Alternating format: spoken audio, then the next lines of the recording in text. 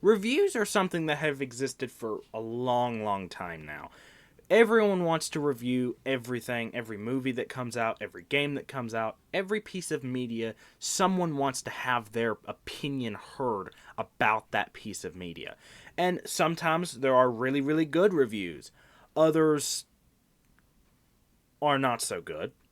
But everyone enjoys watching reviews of some kind. It tells you what what to expect from the show or movie or game. It gives you an idea of what you're looking at. And it's just nice to hear people's opinions about something that you may not like or you may like. But sometimes you'll get a review that's so comically bad that you can't help but just watch it out of nothing more than just blind curiosity as to what this hellfire that you're looking at is. You see, this year, Arcane Season 2 came out. And personally, I really liked Season 2. I felt that it was one of the greatest shows of all time, beginning to end. And, I have my own critiques on it. But personally, I really enjoyed this show. I believe that beginning to end, Season 1 and Season 2 are really, really, really good. However, this show has had its fair share of critics. Fair share of people who genuinely just didn't like the direction that the show went, didn't like what the show was doing, or just didn't like the pacing, or didn't like the writing, or etc., etc. And that is completely fine. We all have different opinions, we all have different views. There is nothing wrong with liking or disliking a show based off of your opinion.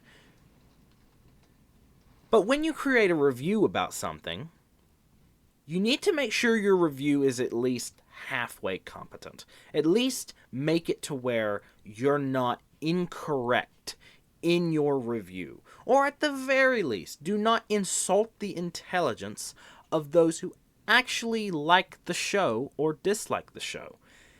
My favorite movie of all time is 12 Angry Men. If I stumbled across a YouTube review that said 12 Angry Men actually sucks, I'd conclude the reviewer is either mentally deficient or it just wasn't for them. I certainly wouldn't feel compelled to argue with them in the comments or hurl personal insults at them. 12 seconds later. I think the biggest divide in the audience reaction can best be demonstrated by whether you thought episode 7 was the best or worst episode. Many people thought it was emotionally satisfying and still draw My Little Pony characters in crayon, whereas those of us who can think logically and dress ourselves in the morning see it for the waste of space that it is.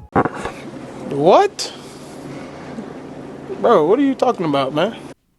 Every one of the above is what this review that I'm about to show you guys does. This is the stinker of Arcane reviews. This is just a terrible review. Just contradictions. He doesn't know what he's talking about half the time. He makes statements that are just blatantly false. And he doesn't seem to understand how television is made or how it works. Before I start this video, do not send any hate. This is not a hateful campaign. Anything that we say in this video is not meant to be a hateful campaign or anything like that. Like, there's parts where we might say something about him or whatever. Like, we are just kidding. This is not a hate campaign. This is not a, just whatever. This is purely fun. This is just poking fun at this review that we both thought were just really, really, really bad. So, without further ado, let's go ahead and get into the video. And obviously, spoilers ahead. I love Arcane. Season 1, that is. While you could nitpick some things here or there, like many others, I think it's a masterpiece. It's not just one of the best video game adaptations or best animated shows ever made, it's one of the best shows ever made, period. Okay, so first things first, and this actually ties, not to date the episode or anything, but people were bitching about how Fallout won Best Adaptation at the Game Awards this year, right? Yeah. Arcane is a great show. It is not even remotely good at being an adaptation. Yeah, I agree, because League of Legends has nothing to do. League changed its lore to fit Arcane. That's not adapting to the lore. Yeah. Fallout, for example, the one that won, based the entire show off of the lore that was pre-established within Fallout. Arcane just did whatever the fuck it wanted to with League of Legends characters, okay? It's not a good adaptation. By definition, it's a terrible one. It's a fantastic show, but when you're talking about adaptations, it's fucking dog shit. It's like calling the Resident Evil movies a good adaptation. It's like, since fucking when? They do nothing to connect to the games. Yeah, I do kind of agree, because They like do their own thing. Arcane is absolutely beautiful, but I think that part of what makes it beautiful is that it does its own thing. It's not just Well, I mean, semantics. If they did what League had, if they did the pre-established lore that League did, it still would be really good. But I digress. That's a hypothetical. But first things first, no. And everyone's bitching about it on Twitter and shit, and it's just like, you don't know what that word means. First of all, yeah, it's not I agreed faithful. with Arcane is not Fallout's faithful really to good. League of Legends. Which, a little bit of trivia, Ella Parnell plays the main character in Fallout. She also plays Jinx, so I thought that was pretty cool.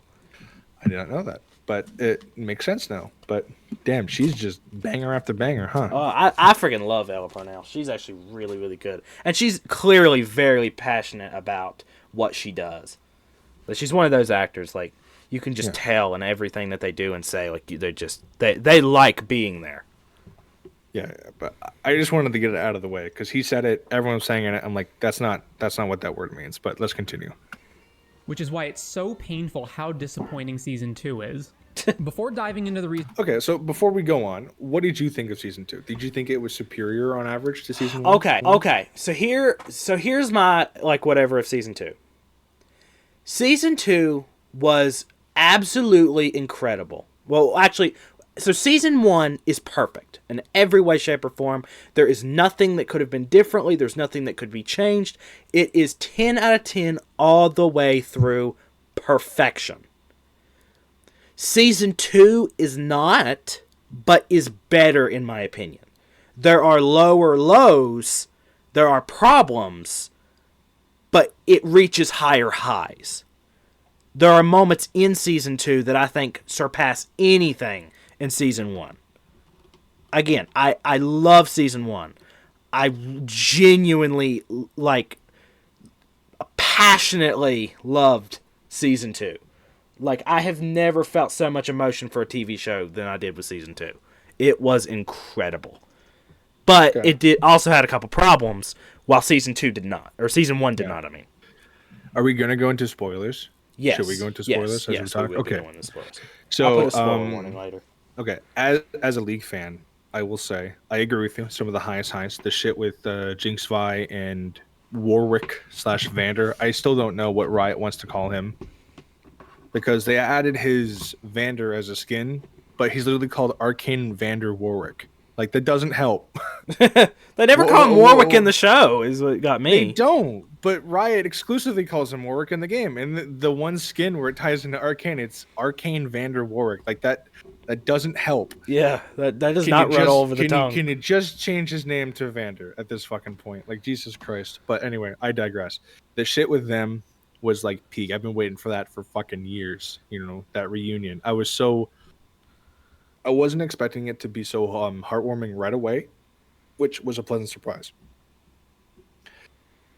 Victor. Now, in the League community, people that were old Victor mains, the Victor that was not in the show, but the Victor that was in the games, people are very sad to see him gone because that Victor is just erased from his existence now because they completely remodeled Victor to match Arcane Victor. So the Machine Herald Victor, the one in the game, the glorious evolution, you know, he sounds like fucking like he has like a Darth Vader mask on. He's dead. He doesn't exist anymore. That Victor is now Arcane Victor, which gameplay wise plays pretty much exactly the same, with some minor buffs here and there. I personally, because Hex Tech was made with the guise of being technological first, with like technology with magic added on, and then what it turned out to be was magic with technology added on. I liked the first one a little bit more. I like machinery that uses magic rather than magic that uses machinery, because that way doesn't make a lot of sense to me. Personally, if you had to combine the two, I feel like machine would have to be dominant. But I think they did a really good job. I will say I do prefer old Victor just because I think his design is a little bit cooler. They went a little bit more Eldritch in season 2, which is also cool. Until you realize what Eldritch means for the lore of League of Legends, which they don't allude to anything for whatever reason. But and I won't really go into like too much like League of Legends lore. But Eldritch, like the Eldritch cosmos, is the thing in League of Legends, and there was a while that we like, oh no, is this Arcane really like secretly part of the Void? Never got a concrete answer. So that's a little frustrating.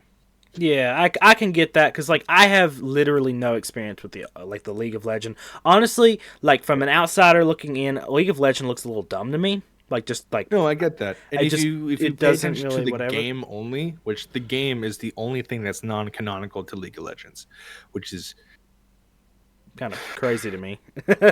yes, even Overwatch, the gameplay is technically like part of canonical storylines. No, League of Legends, the game is not connected to at all remotely. There's some voice lines, but that's about it. It's frustrating. But basically, in League lore, there's something called the Void, and that's like the Eldritch, the Eldar. They're like ancient, primordial, cosmic beings that existed before existence. And they liked the little dark little zone. They liked nothingness. When creation happened, there was no longer nothingness, and the Void has been on a warpath to destroy that because they don't like light, they don't like reality, they like unreality. That's the Eldritch truth. Which it does kind of seem like that's kind of what the Hex Core wanted in a way. Like they exactly because like Victor. Because, like, I loved what they did with Victor. Like, I loved making him, like, this, like guy who really genuinely... Jesus. Yeah. Like, he genuinely Jesus. wants to help people, but, like, in one of the worst ways possible. Like, I know it's, like, kind of overdone. Like, I know it's kind of like Ultron, just again. Like, he wants to erase all of humanity. But, like, Ultron's fucking cool. Like, yeah, but it's the best way to save you is to kill you. Yeah. Yeah, it's, like, the best way to save humanity is to destroy it. And like, I don't think that it completely. I don't think that that's what the Hex Core wanted, because that's what Victor wanted. So like, that is a good theory of like it is just the Void and it's like just trying to destroy all of humanity. And it's just using Victor. It's one of two things. One, the Hex Core is some like Eldritch cosmic thing. Like it's like a speck of like Eldritch something, right? And it gained consciousness. Or remember, it was created because Victor's blood fused with the Arcane, right? Yeah. That's what got it so attached to Victor specifically. Maybe it adapted Victor's dream for like being like a world united, but because it doesn't have humanity, it took that in the most like robotic, literal way. Yeah. Which is ultimately what I kind of like take it as. Yeah, because that is good. To Victor, it makes sense because he knows how to do it properly, heavy quotations, while a machine would know how to do it perfectly, and that's not what you want. Yeah. Because in a perfect world would be like no emotion, no feeling, punctual, like to a T, like, which to an extent, which was the fractured future, right? Everyone was like this pristine statue. Everyone was in place. Nothing, and I mean this with the heaviest quotes, was out of line. Everything was united, even in its destruction. So, of course, the only outlier was Victor, but he's the space Jesus. But anyway, we should continue watching the video. Yeah. But yeah, there are very few things to actually criticize season 2 with. But I think my thing that I would never be criticisms, but more nitpicks than anything. My criticism is my biggest criticism, like the worst thing the season did, and it genuinely aggravated me, was the Savika plotline. Savika disappears after episode 4, and never speaks again. Like, never. So the things that I don't like is, yes, Savika was kind of forgotten about. The Black Rose was all kind of rushed. Yeah, I agree with that. It was like, hey, I'm your brother. No, I'm not your brother. All right, yeah. You're my sister instead. It's just like, what the fuck? Like, why even have that guy? And then also, like Ambessa just dies, and then, like, the Black Rose is just... Is it gone? Is it dead? And then it's like, oh yeah, Mel's a mage. and then it doesn't answer why or how or what the fuck she does. Despite her abilities theories, being like, very similar to another League of Legends character, which is just like, okay, what are we doing here? I genuinely think that Mel is gonna become a champion soon because they already did in Bessa. When we're done recording, look up a hero champion called Karma, and they work very identically in power. That's all I'm going to say. But we should. I'm going to continue the video. Yeah, go ahead. Because we haven't even gotten Here's into a little background on me and where I'm coming from. I'm not and have never been a League of Legends player. I went into Arcane knowing very little about it outside of having seen a few cinematics like the Get Jinxed video. While watching Season 1, I didn't know who was a champion from the game and who wasn't, which ultimately didn't seem to matter as even non-champions like Silco were written with just as... So with the exception of being Silco, you know exactly who the fucking champion is because they stand out.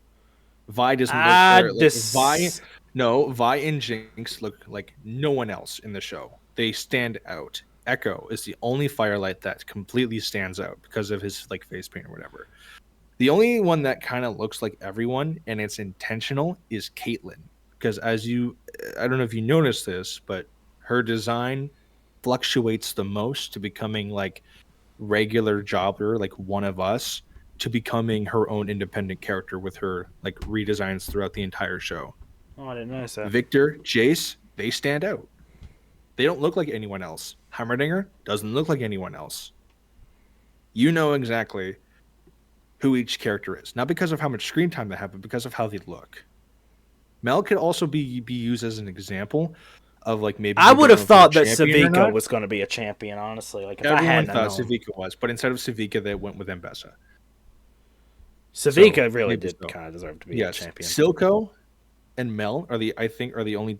So Savika, Mel, and Silco are the only three exemptions. With a bit of an asterisk because technically Silco was in TFT, which is a league sub game. I have heard where it's of that. It's like a auto chess game.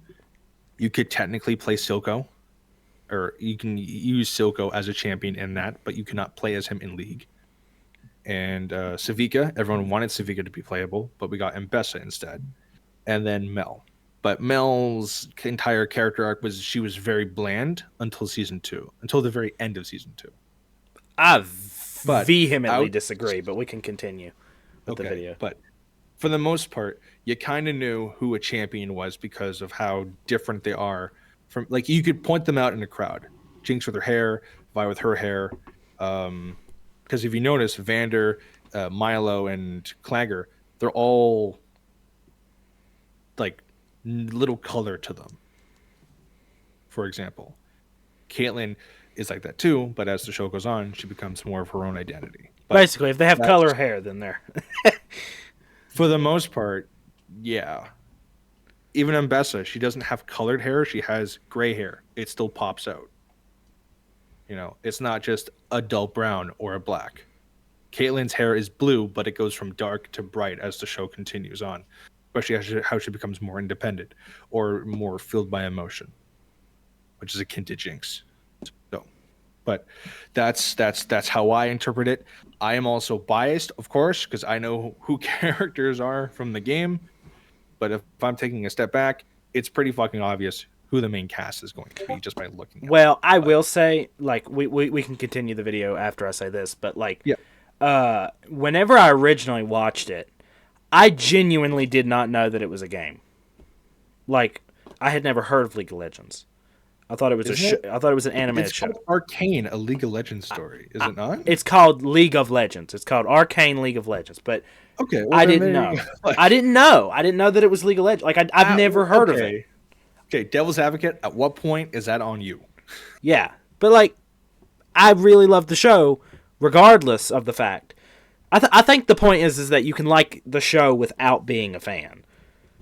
No, and everyone did, and Arcane did wonders for Riot and League of Legends. But the idea of, I don't know who a character was in the game or not, I'm like, is pretty obvious, in my opinion. But I digress. We'll continue. High level of quality and characterization as anyone else. Now, even though Season 1 technically ended on a cliffhanger, I would have been perfectly happy if the show concluded right there. Okay, a nitpick, it didn't technically end on a cliffhanger, it fucking ended on a cliffhanger. Unambiguously. Yeah. just a nitpick in his script. Like it was not. No one was like, "Gee, is that a cliffhanger?" I don't know. It was pretty fucking obvious. There. I thought it captured every theme and character journey it was going for, and that the ending was a satisfying conclusion even while being open-ended. So I'm not here to talk about why That's season fair. 1 is so good. I think that's If fair. you want that, there's a million video essays on YouTube already gushing about it. Let's just accept that season 1's fantastic and move on from there. Out of curiosity, since the end of Season 1, I watched a few lore videos and looked up some information about League, but I've never been tempted to play the game or really do a deeper dive into it. I also watched the making of documentary Bridging the Rift that Riot released on YouTube. I want to make it clear that the problems with the show have nothing to do with the desire on my part for the story or characters to stick to the game's canon, and I'd be fine with things diverging wildly as long as the writing was still good. Because you're not So attached with that to said, it. Here were my expectations going into Season 2. Season 1 was so good that I didn't think Season 2 would be able to live up to it, but I did think the writing would still be very good and that there wouldn't be a dip in the art or animation quality. And on that last point, I'm happy to say the show still looks fantastic. Studio Fortiche brings their A game and it shows. But the writing is another matter entirely. Let me be clear. When I say Arcane Season 2 is disappointing, I don't just mean it's not as good as Season 1, but it's still good. It's bad. Really bad. I don't understand And the how. reason it's bad is because they didn't I don't understand where he's coming from. I mean, he vehemently explains it, but like it's stupid. I don't agree either. I think. Well, because also the show was created with the intention of being 2 seasons. Yeah. So it's not like they made a first season and then they're like, "Oh God, how the fuck do we wrap this up?" The entire Why would it have show ended was on a written- cliffhanger? Yeah, like the entire show was written before the show started. I don't understand that. So if you have problems with the writing, it's a bit of like an asterisk because they didn't start season 2 after season 1 ended. The entire show had been written out, but before the show first episode came out. This is like it's not like the writing dipped. No, and I agree. It does have pacing issues, but they probably had no way against that. They couldn't make another episode. And not only Each that, season but that's not had a to be writing. 9. That's not a writing issue. That's a sequencing issue. Exactly, right? Like the writing Also, is fine. It's 3 episodes, 3 episodes, 3 episodes, beginning, middle, end for each season. You can't have a 4th episode in there somewhere. It would fuck with the entire pacing. Despite trying to fix the pacing, it would disrupt everything. So I don't really know how much he knows, but like you'd have to cut corners somewhere. But we'll change continue. that awful Imagine Dragons theme song. I like that song. What? I love that song. Okay, I will say I don't love how they reused the exact same song for the second season. I wish they would do like a remix or revitalize one. But I don't hate Enemy. I think it's fairly good. But I also enjoy Imagine Dragons just personally. But my music is kind of my taste in music is like very like far and few between. But I don't know. I liked it a lot. Just kidding. That's obviously not the reason. Okay, well, fuck you. One of Season 1's strengths was how the show just got better the more you thought about it. There were all kinds of little details you could pick up on rewatch that you didn't notice before. To give a few brief examples, things like, when we see a flashback of Victor as a sick kid, he can't keep up with his wind-up toy boat. And then later, Yeah, after having okay. altered his This lightning is true. tech, he's able to outrun the real boat in the background. Or when Vander's speaking to Benzo at the pawn shop, he says there's worse things than enforcers, and he runs his fingers over his arm, which we later find out is where Silco cut him with a knife during their fight. There were all kinds of little things like that which showed an incredible attention to detail and made the show better the more you thought about it and on subsequent viewings. Arcane Season 2 has the opposite problem, where the show only gets worse the more you think about it. No.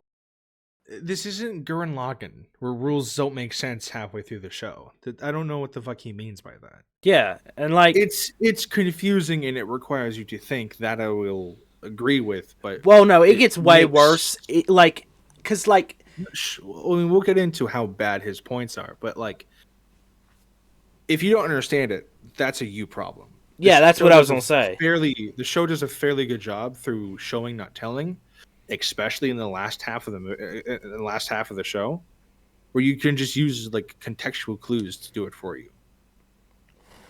I left the show feeling kind of like I did when I walked out of the theater for Last Jedi, an unflattering comparison to say the least. How on earth could you I mean- compare that?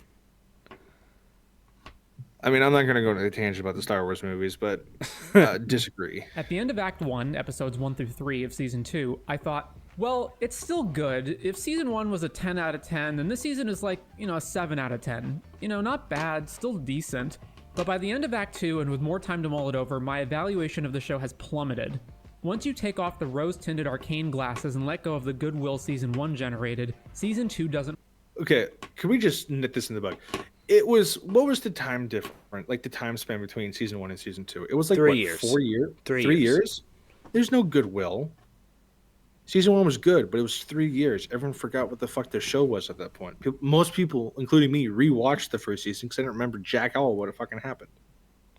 Well, I must have been different because I had been excited. Yeah, so I rewatched the last episode. I didn't rewatch the whole season. I kind of remember the cliff notes, but like who said what exactly what time I don't know. But like it was a good one. Like it was a good show, but it wasn't like, oh boy, I can't fucking wait.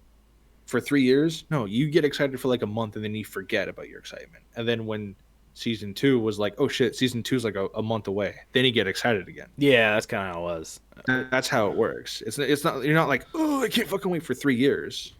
So I don't know what he's going on about. hold up at all. If you look at the discourse, I'm going to go back a bit. Valuation of the show has plummeted. Once you take off the rose-tinted Arcane glasses and let go of the goodwill Season 1 generated, Season 2 doesn't hold up at all. If you look at the discourse online, fans have been criticizing the pacing, but I think Season 2's problems are much worse than just that. It's 2 instances of bad pacing, but that doesn't make it break a show. So to give an overview before we dive into the details, the biggest problems with Season 2 are: the pacing is too fast, which causes or exacerbates a lot of connected... So I don't think that the pacing is too fast. I think just a lot of shit happens. Yeah. I don't think it... I think, honestly, the pacing is not fast enough in certain areas. Yes. Yeah, like, they spend too much time in some areas. For example, Season 5, a lot of shit happens. Jace comes back, Vi and Vander and Jinx and Isha go to the settlement, and then the fucking Nox and Shoulder show up, and it's like there's like fight scene after fight scene after fight scene after fight scene, and then it's the fucking ending. You're like, oh my god, I watched an entire movie in 20 minutes. Yeah. Like, so much shit happens. So it's not a pacing issue. It's just like there's just so much to go over. They don't have enough time. You're slow. It's like you're slow. You're slowly fed porridge, and then they throw the entire fucking bowl in your face, and they just expect you to deal with it. That's what it's like, and it's just like, what the fuck? Too much shit happens, but that's not a pacing issue. That's not. It's really not. It's really not. It's overwhelming, but it's not a pacing issue. Problems, and which leads directly to the issue of information and scenes which should be included in the show, but which are instead either missing or happen off screen.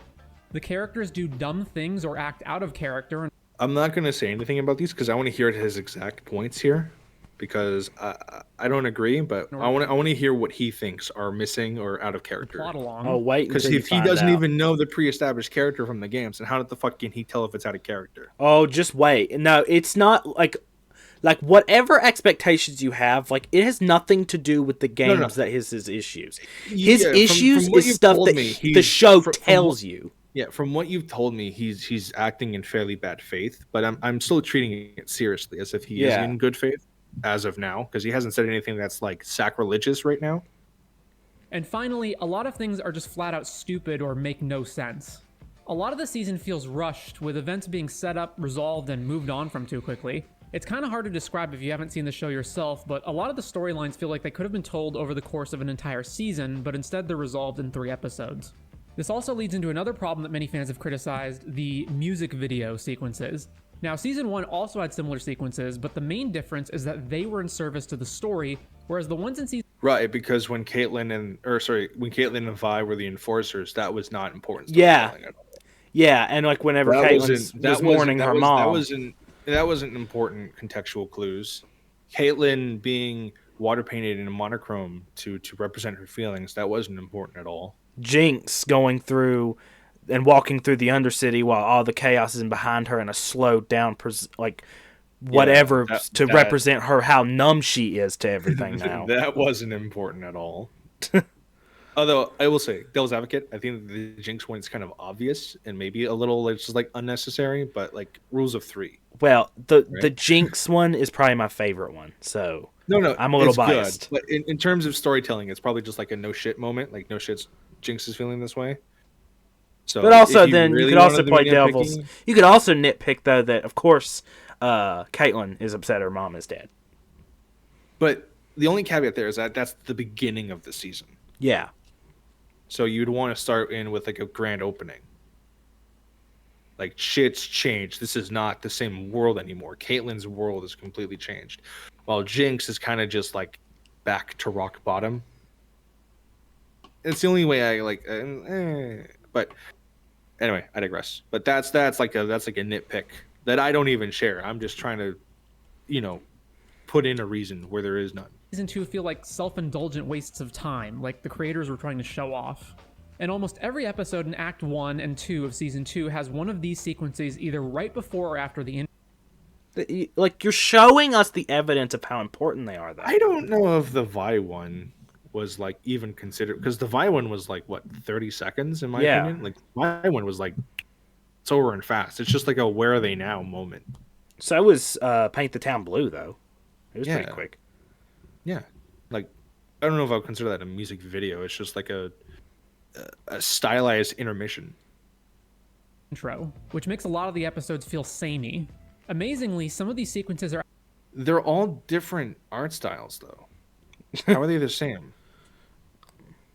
You know, the Caitlyn one's water paint. The Chem Baron one at the bottom corner there, that one was like the actual show animation. The Enforcer one was like a comic book panel. Paint the Town Blue was like pastel, very heavy, or like a like photographic. And then Vise was like same thing as the Chem Baron ones, but it was like sporadic and very fast and very just like to emphasize like the what's like the drunkenness of like how Vi is feeling, right? But like each one of them have their own unique styles. They're not the same. They're same in the sense where they have music behind them, but that's like the vaguest thing you can complain about. Any show that has music is like any other show that has music. Yeah. It's the same show. Like the fuck it is. actually less efficient at moving the story along than a few lines of dialogue would have been, the exact opposite of what a montage is supposed to do. But they're not These montages. music videos They're I not. would say the Enforcer one is. That's it. Because it is drastically speeding up explanation and storytelling with all the Chem Barons that are dying. That's the only one that I would consider being a montage. Uh, Because it's Vi and Caitlyn taking out 2 Chem Barons in the course of like a minute. yeah. Yeah. That's but, the only one that is a montage because it's very quickly. but also, we I've read already up knew story. it. We already knew that. Like, it's not explaining anything new. We know everything that's happening. So they're Yeah, not but we don't know- explaining it. We just don't know the details. But Yeah. technically, if you want to bring it down, that one is a montage. None of the others are. sequences only worsen and are made worse by the show's pacing, consuming precious screen time in an already rushed story. If you want to compare for yourself, watch any of these sequences from Season 2 and then go back and watch the Jinx Echo fight on the bridge in Season 1. Which isn't a music okay. video. I think that one. I think the Jinx Echo fight's overrated. It's not really that long. No, if you go it's back and not. watch it, it's like 2 to 3 minutes long. It's a good scene, but it's not a music. It's a great scene, but if you also just like pan out, it doesn't make sense. They just run at each other. Yeah. That's the entire show. And then Echo knocks Jinx out, and then Jinx is like "fuck you, bitch," and tries to blow them both up. Like that's literally what happens. It's like just Jinx being petty. The music video. Yeah. It's a shame because I don't think the show needed another season or even additional episodes to fix its pacing issues. It could have been solved by adding just a few minutes to each episode or simply rearranging some scenes. Now, I'm going to group the last 2 points together, missing scenes and nonsense. Let's go through it in order. Episode 1. After Jinx's rocket attack, and again after the attack at the memorial, the council convenes to decide whether or not to invade Zaun and whether to use Hextech weapons. Jace is bewilderingly missing from the deliberations despite the fact that he's on the council. Now you might argue that Jace resigned from the council at the end of Season 1, and you'd be wrong because he didn't. But even putting that aside, Victor, Jason, maybe Heimerdinger are the only ones who know how to build hex tech devices, so the council wouldn't be able to. Heimer does not know how to build hex tech Yeah. devices. He vehemently disagreed with hex tech. And what makes me Even laugh about Victor this doesn't know how to make it. It's all Jace. Jace is the mastercraft. Victor understands how hex tech works, but he's not an engineer. He doesn't craft it. That's Jace's field. Jace is the hammer. Yeah. But what made me laugh about it is that he's again, like, why is Jace not here? It makes no sense. Pans over. And also, Victor. That scene of Heimerdinger crafting that turret doesn't happen till till the third act, I think. It's the third That's episode. It's third episode, sorry. Oh, is it there? Okay, Yeah. but it's like the scene that he uses as an example doesn't happen till way after this. do anything without Jace's say-so anyway, no matter the vote. Since Caitlyn's mom is dead, her dad hands her the Kierman key and, symbolically, all of the family titles, duties, power, and prestige that go along with it. But shouldn't he inherit them from his wife rather than everything going directly to Caitlyn? No, because it's a very female-dominant house. And not only that, but he literally explains it. He literally says, like... Because she wanted you, but also, who was the head of the house? Kierman. Yeah. The wife. She was the head counselor. It's a very, I forget, not monarchy means like royalty. Matriarchy. Thank you. It's a very matriarch house. He probably married her. Yeah. But he probably didn't have the authority that she did. You know? She was the head of the house. So no shit. The dad was just some fucking guy. I don't even know what he did. I honestly, this is probably my fault, but he's not like an elected official. He's not a. He's just kind of a stay-at-home dad, honestly. Yeah, he's just the fucking house dad. He's just there. You know, why would he get everything? He was like, I don't know what to do with this. And honestly, I really I don't. Caitlyn was raised to be a Kierman. You know, high education, high combat skills, quick, a good strategist. You know, she wanted to be a fucking enforcer. She knows how to lead. She has built in all the skills to be the next head of the house. Yeah. So whatever. I really You've don't bitched want to about this say a lot, so I kind of know what to say. But we can continue. But whatever, dude. I really didn't I don't want to accuse him of it because I genuinely don't think that's what it is. But honestly, it kind of reeks a little bit of misogyny to be oh, well, why would he choose? Why would she choose her instead of the man of the house? I'm not gonna label that right now. Oh, sorry, I'm not gonna label that right now. I'm gonna wait until he. If it becomes a pattern, let's say, then we can discuss that. But I can understand his thinking, but he's not thinking properly. He's not thinking in the right sense.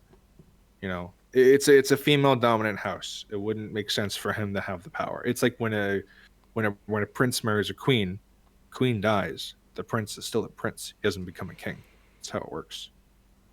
You know. Solved by simply showing that the father was in too distraught a state of mind to take on those responsibilities at the moment, but instead it just doesn't make. I will say though, the dad fucking disappears after this scene. The dad does not become a character anymore, which is a little I think necessary because he wasn't a character, but the dad is essentially killed off after the scene. So. Makes sense. At the end of episode 1, Caitlyn assembles an elite strike team of... Okay, this is if he nitpicks this, then I think it's valid because 3 of these characters do fucking nothing the entire show. The guy that looks like Vander, for no fucking reason, he does nothing and dies. The fish man, I don't know what he is, but he literally doesn't even have a fucking word of dialogue. He does absolutely nothing. And then the Scottish bitch, she does absolutely nothing.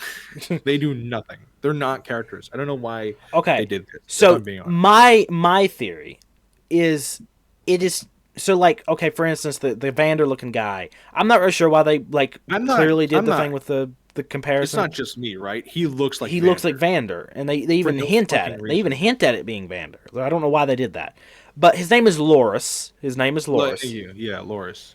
And my belief for the point of his character is that he's just a nobody. He's just a bum off the street. He probably was an old enforcer, retired.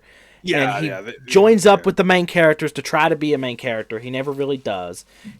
And we're left wanting more scenes with him, and then he just dies. He's not a bad character. I think the whole point of it doesn't is, do anything. I think that's the point, is that he doesn't do anything, because he doesn't get to. He's killed in a senseless war that shouldn't have happened. I think that's the point of his character, is like, he exists solely to show, because if it had just been nobody who died, like if we didn't know who it was, we didn't see who this was, like who why died. did Fishman die? Who did even less? He doesn't even talk. Yeah, I always call him Fish Boy. But his name's Sleb, I think. I don't care. He doesn't have a voice. Yeah. I will say that he is the only one of the team. He is the only one of the team who genuinely respects Zonites. Like, he genuinely cares about Zonites. I get that, yeah. So, like, he's kind of the unprejudiced one of all of them. I guess, but you wouldn't fucking know that, really. Maybe he just keeps it inside. Who knows? And then the Scottish bitch, who they try to make a character, but the Maddie to really matter. The Maddie betrayal, I actually didn't really care for. It felt very forced. I think the only reason they did it is so that they could kill her off, so that the Vi and Caitlyn shippers would be happy. Oh yeah, we'll continue, but any kind of nitpicks he has about like the Enforcer Squad.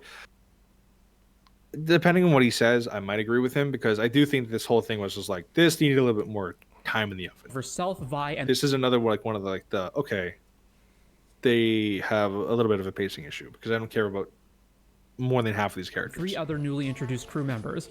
I don't know why Caitlyn thinks a single 5-man team will be enough to take on all of Zaun's criminal underbelly, even if they are equipped with Hex Tech. Because that's not what she wants. That's not what she wants. Are they failing to do you remember in season 1? The perfect season, the season that can do no wrong. Wasn't it just Vi and Jace with just Hex Tech gear taking down an entire Shimmer factory? Oh yeah. If 2 people can do that, who's to say that 5 people can't take down an entire under technologically advanced civilization? What's crazy to me about that though is that that's not even what she planned to do. She had 3 objectives that she never tries to do any other way. I know, but I'm just putting things into perspective. Yeah. I'm just saying, like, he's vehemently wrong there. If 2 people can take down an entire armed factory full of, like, super mutant soldiers, then I think 5 people can take out an entire underground, like, mob boss in the dead of night without being expected with, like... The Grey. With, like, laser weapons when they have, like, pea shooters. Is it really that hard to fucking believe?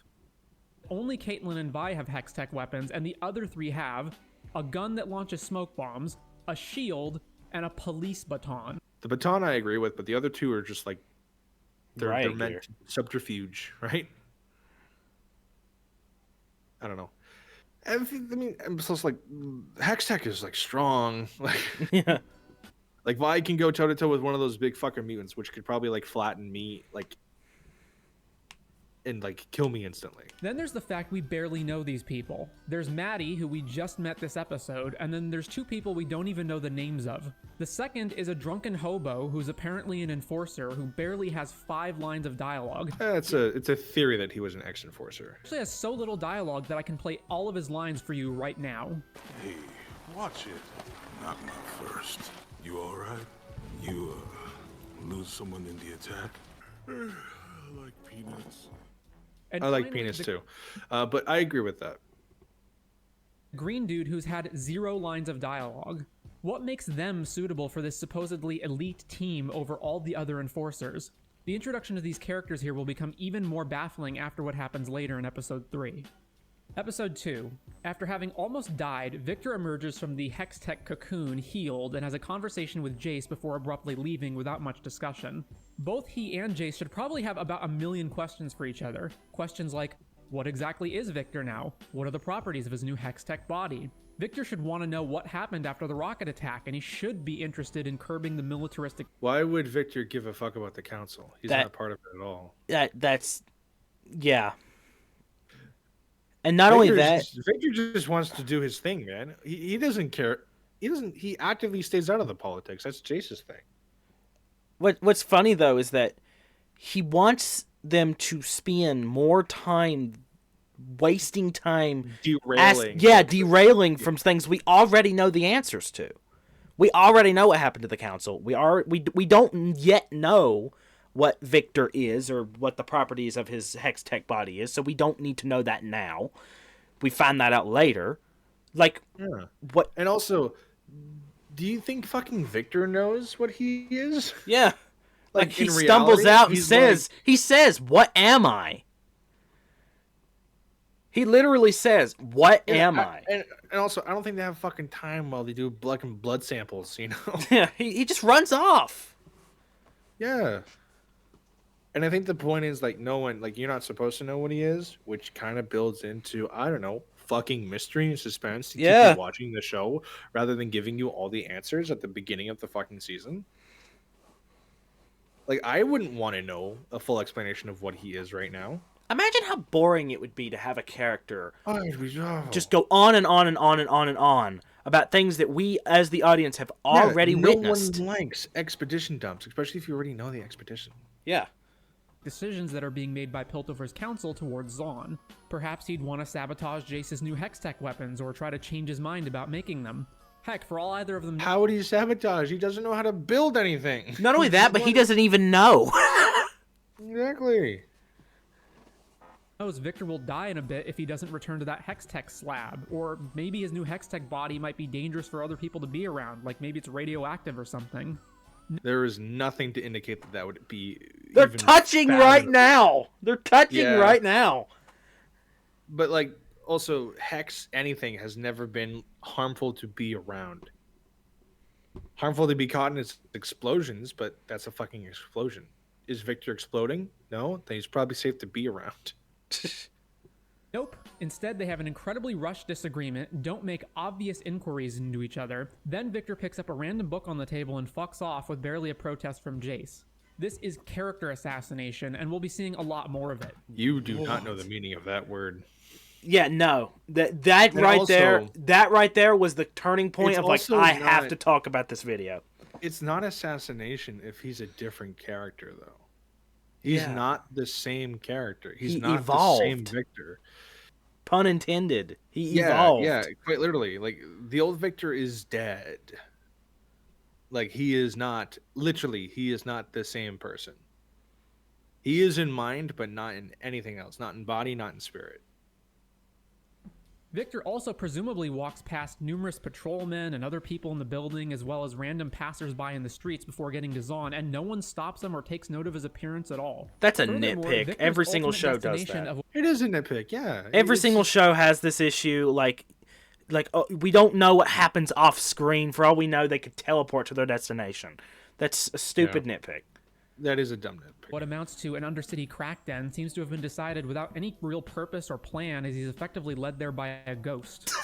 Then moving on to Jinx. That is Victor's so funny to me. Of what amounts to an undercity crack den seems to have been decided without any real purpose or plan, as he's effectively led there by a ghost. There's no reason or rhyme why on earth he would be here. It's like he's being led by a ghost. Which we learn... He is. Which we learned at the end of the season that there's some time fucketry going on. So he's seeing this. Like, he is seeing this. It is being like the Arcane is leading him here. Yes, and it's predetermined because there's, again, the Arcane is able to manipulate like time fucketry, right? It's able to warp time and space. So it does make sense. You just didn't pay attention. And what drove me crazy about that line is that he contradicts himself. He says there's no reason. There's no reason. They never tell us. The reason is the ghost, but there's no reason. Yeah. And he does that a lot in this video. Somehow everyone in the Undercity immediately knows that Silco is dead, but not how he died or that Jinx was the one who killed him. They didn't do it. They did it behind closed doors. Silco died probably because, I don't know, he's not around anymore, or Savika probably found his, I don't know, rotting corpse. And also, he was a Chem Baron, so realistically, it could have been anyone. Jinx was a daughter to him, and Jinx thought Silco of a father to him, which was a pretty open and public relationship between the two. It was pretty fucking evident. So the assumption that the crazy one killed the powerful one isn't like gonna just be assumed. I have to sneeze. Hold on. Bless me. And so like no, it probably everyone just thought it was just some like fucking jobber off the street that like shot him with a Glock or anything. The That would one make thing, the one thing that I did have an issue with, which I thought they were going to go the direction, however, I am a little glad they didn't, is I genuinely thought that they would have Savika find out that information, but and she then just hunt Jinx down throughout yeah, the show. like she just disappears. But also, I didn't notice this. My sister actually pointed this out. Savika totally knows. Like, it is obvious she knows that she killed her. Or killed him, sorry. Killed him. And she doesn't care. Like, she genuinely... Like, and honestly, Savika kind of sees Jinx as, like, a little sister, almost. Like, just, you know, the annoying little sister is just annoying. Like Aisha is to Jinx at the beginning. Yeah. So, like, why on earth would she try to kill Jinx for an accident? For, you know, a mental breakdown. Well, I mean, Savika... A lot of caveats there. Savika doesn't exactly seem to be like the forgiving type, for being honest. But I don't know. Maybe she... I don't know. I don't think Savika would immediately go to kill Jinx if she found out. But I also think that maybe she's like just what's the word? Where she knows, but she's like deliberately like not acknowledging it. Yeah. Like she either way, it doesn't- really doesn't matter. all That's that a much. truth she doesn't want to confront. That's what it felt like to me. But it ultimately doesn't matter because Savika is in like 3 fucking scenes in the show in this season. Killed him. And by the way, she was never a main character too. She was always a side character. She was just a cool side character that everyone liked, which is why she was so missed. I'm just saying, like she's on the same pedestal as Caitlyn's dad, but no one really gave a shit that Caitlyn's dad wasn't in it the second season at all. I don't know. liked Savika was pretty and that's- important in season 1. Eh, She was kind of a henchman, but like, you know, I felt like she was she was kind a of side character. She was Yeah. a side character. She was just cool. And granted, she was in it a lot more, and she was more important. But in the hierarchy of characters, she was a side character. This is evidenced by Savika not wanting to turn Jinx over to the Enforcers or kill her, and later Smeech being surprised to learn this from Jinx herself. I think that's also part because Savika needs Jinx as like an emotional crutch. Yeah. Like, because like it or not, they did grow attached to each other. That's what I Savika meant by like was it's like a little sister. Like yeah, she yeah. genuinely So, cares about Jinx. It's also in a probably kinda the fucked up way. last family she has. So yeah, I get that. This means that Caitlyn and Vi... Which that's all speculative, by the way. That's not really confirmed because we don't really know because she's not on the show that often. But I can understand that if that were to be the case. bafflingly, didn't tell anyone this information despite it being in their best interest to tell the inhabitants of Zaun so they'd turn over Jinx. Remember, they plaster Jinx wanted posters up everywhere and start gassing the slums trying to find her, yet at no point do they consider revealing the information that would turn everyone against her. Similarly, Smeech never tells Savika that Jinx killed Silco during their fight. I think he was a little preoccupied at the Yeah, moment. that's what I was gonna say. It's like he's preoccupied with the fact he was about to die, but you I know. think he was pretty busy, you know. But what He drives does me seem crazy like is the that kind of mindful person to do it, but like I think he had other priorities at the moment. why on earth would Vi and Caitlyn tell everyone? They're not gonna believe them. And also Vi, I don't remember, but Vi wants to help Caitlyn, but Vi still at this point doesn't want to kill Jinx. Yeah. Wants to stop Jinx, but doesn't want her fucking sister dead, just behind bars, right? I think, pretty sure. Oron never could keep his damn mouth shut. I mean, come on, now you're just drawing attention to your lack of attention. Heimerdinger and Echo see strange biological contamination on the tree and head back to Piltover's science lab to investigate when they run into Jace. Now, Heimerdinger should have a lot of questions about the attack on the Council and the current state of affairs in Piltover. I don't think he'd know because he'd be in Zaun. Right? Yeah, that's what I thought. Would he really know? Like, I don't think news from Piltover travels to Zaun that well. Why would they? And, why would they and tell also- Zaun? Honestly, like would they, Yeah, like they're weak. exactly. They're in their time of weakness. Barely have a council. But then Yeah. again, the Zonites who attacked. Well, no, because that was the Noxans. Yeah. So like and maybe it's not. also, it's kind of shown Yeah. Again, we don't need to that- know this. Heimer is a little bit of a one-track mind. he kind of gets lost in the sauce, and he kind of wants to just focus on the one thing in front of him. You know, and when presented something, he's either like, I want this or I don't want this. And when he doesn't want this, he kind of immediately shuts away from it. But like with first season when he enters the Firelight's hive, he's just like, he's one track. He asks questions like, how is this happening? You know, this place is fucking gorgeous. It's on a shithole. You know, like he's very intellectual, but like he's very one track in his intellectualness. So it's in character that he probably wouldn't realize the societal disarray around him. He didn't for 1,000 years almost. This is true. He also doesn't really give a fuck about humans. Especially like, not really. He cares about smart people, but he doesn't care about humanity. Not really. considering he's one of the city's founders, a former council member himself, and the other councilors were his colleagues. He might want to know things like, if they suffered in their final moments, who's currently running the... He doesn't care about death. Yeah. He was very adamant to Victor, a dying fucking man. Like, yeah, you're gonna die, but at least this is gonna be cool in like 80 years, right? To like his face. Yeah. And then when confronted, he was like, what? I don't fucking die. Fuck you.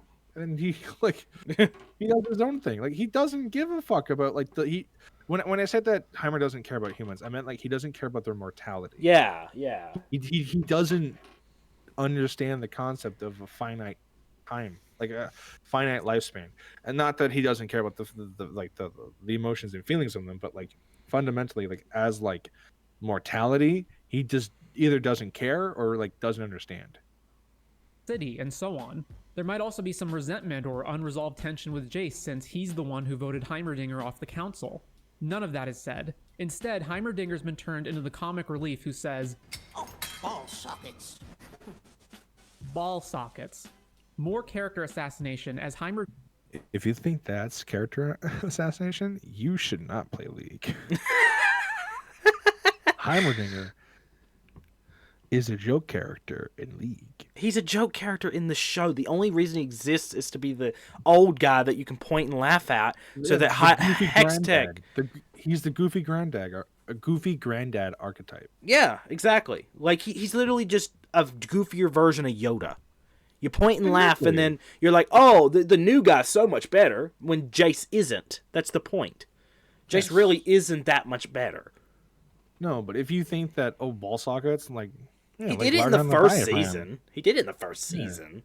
Then you should not play fucking League of Legends because it's almost not the same character. Or any of the cinematic short films that Riot puts out where Heimerdinger plagiarized an invention of Echoes. You know, it's just like, you don't know Heimerdinger then, so you can't really say. Dinger is done more dirty than any other character, in my opinion. I will say I don't like how he just fucking disappears after they go back to the present timeline. I think that was kind of lame. Yeah. If he's dead, if he's alive, I don't like how they just like don't address it. That's the one nitpick with Heimerdinger I don't love. But also he kind of had no point in the story. Yeah, like after, I agree. Heimerdinger was a character like he was cool because he's a Yordle, but like outside of that, they don't really do anything with him, and that's fine because Heimerdinger isn't really a character. Yeah, like again, he's there to point and laugh at. He's an NPC you talk to in an MMO, but he's never going to be like in a cutscene. That's like the best way I can explain it. Episode 3. Now, this next one is a little... Jesus Christ, how long have we been recording? It's only episode 3. Oh, God. complicated, and it involves inconsistencies in the timeline, so try to follow along. In episode 2, we see a meeting between Jinx and Savika before cutting to Heimerdinger and Echo meeting Jace, implying these events happen roughly around the same time as each other. Yeah. Then it cuts back to Jinx at the arcade, and then we get the fight with Smeech. A lot of other events also transpire, importantly Jinx rerouting the entire air pipe network of the underground. And then, after all that, we finally cut back to Heimerdinger, Echo, and Jace, still conversing in Jace's office as though only a few minutes have passed. Unless time moves slower inside the Academy walls, this makes no sense. Has this guy ever watched TV? They do this all the time. Okay, first of all, that was especially dumb of what he said, but like, when you first watch the scene, you can presume that they happen in like overlapping each other, like chronologically, but at any point, it like you can just.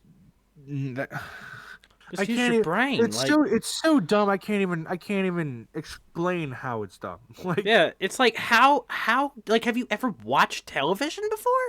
Like yes, TV shows do this all the yes. time. When the scene started, it would make sense that they happen at the same time. But when they turn out that they don't happen at the same time, Use your brain and connect the dots. who the fuck cares? They don't happen at the same time. We don't need to know the exact fucking semantics of like, Especially when considering they in no way, shape, or form interlap at all. Yeah, exactly. Like it doesn't disrupt anything. Who the fuck cares? Who the fuck cares? It means nothing. This person shouldn't touch a script. Period. Making their way deep into the Undercity, prior to confronting Jinx, Vi takes Caitlyn How long in this video are we? aside and Okay, tells we're her, getting I there. think we should cut the others loose. Jinx is gonna have surprises in Yeah, because we need more. We need more of the writing for us. for us. to which Caitlyn responds, All the more reason to bring backup. to which Vi responds, She'll smell their nerves a Okay, mile you don't need to do like a point by point summary, guy. and find a way to use them against us. Tell me I'm wrong. "You're wrong, Vi." Now, I know why the writers did this. They wanted to clean up the upcoming fight so it would be a more intimate 2v2 and less logistically complicated, and also so the stakes would be higher since otherwise No, it would just be too noisy and it wouldn't make sense. Also, Vi is lying here. That is not the reason she doesn't want them to go in. She doesn't want them to go in because she actually started to care for these people, and she doesn't want them to get killed by her crazy-ass sister. Yeah, because Jinx wouldn't give a fuck. Not really. She wants Caitlyn dead. She just doesn't want to kill Vi. Yeah. So if Caitlyn lives and Vi dies here, that's okay with Vi. Yeah. Jinx and Savika would be outnumbered. But this excuse is ludicrous. Also, Vi, why are you bringing this up now?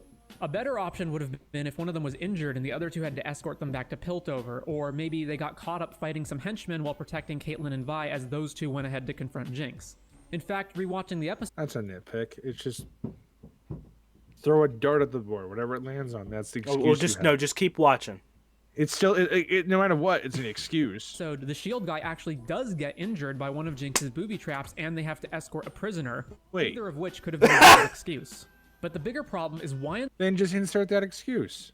You don't hear what they have to say. the world these characters were even introduced in the first place if they were just going to be sidelined 2 episodes later. I kind of agree there. They should have been characters. For- I find it hilarious. He's like, one of them should have been injured. That would have been an infinitely more, understandable excuse. One was this guy injured. was injured. That was why Vi was so whatever, is that she saw Loris, the only really person that she had actually grown a connection to since the attack, is injured. Of course she doesn't want them to go in. Yeah. I finally confront Jinx, Caitlyn takes the shot, and surprise, it was actually Jinx's reflection in a mirror. Now, I personally don't like the fake out, but I also have some No, I would prefer if Jinx got her fucking head blown off. And that's I think that would have been more thematically, That would have made more progressive for the sense. Story. Be pretty ballsy of them to kill off a major character like that. Yeah, like what the fuck are you talking about? It's because it's either that Jinx would die or Caitlyn would miss against Jinx, and Caitlyn doesn't fucking miss, baby. Yeah. And this is just so Impact nitpicky frames. because it's just like, you'll see what he nitpicks. Like, he questions. nitpicks this. First, how was that mirror standing upright prior to Caitlyn shooting it? Second, why did Jinx We don't know. Glue. It's glue. Yeah. Pick a reason. That's the reason. even bother to set up a mirror fake out in the first place? Because she's a crafty little bitch. Honestly, my belief is that she wanted to see. Why make a time bomb that looks like a monkey? She can just make a clock time bomb. Like, because it's fucking, which is what she does. She's crafty. And She's also, fucking crazy. I She's genuinely weird. believe that she wanted to see if they would even take the shot, like to see That's how a good lethal thing, they too. would, lethal they Test would the go. waters, Yeah. You poking the bear with the branch. How much can I fuck with you? And they took And the don't shot. say it was so she could ascertain Caitlyn and Vi's positions in the room because she's already on the high ground and can see everything going on anyway. Third, mirrors don't work like that. Given Jinx's actual position in the room, if the mirror was reflecting, She probably was like prone or hiding.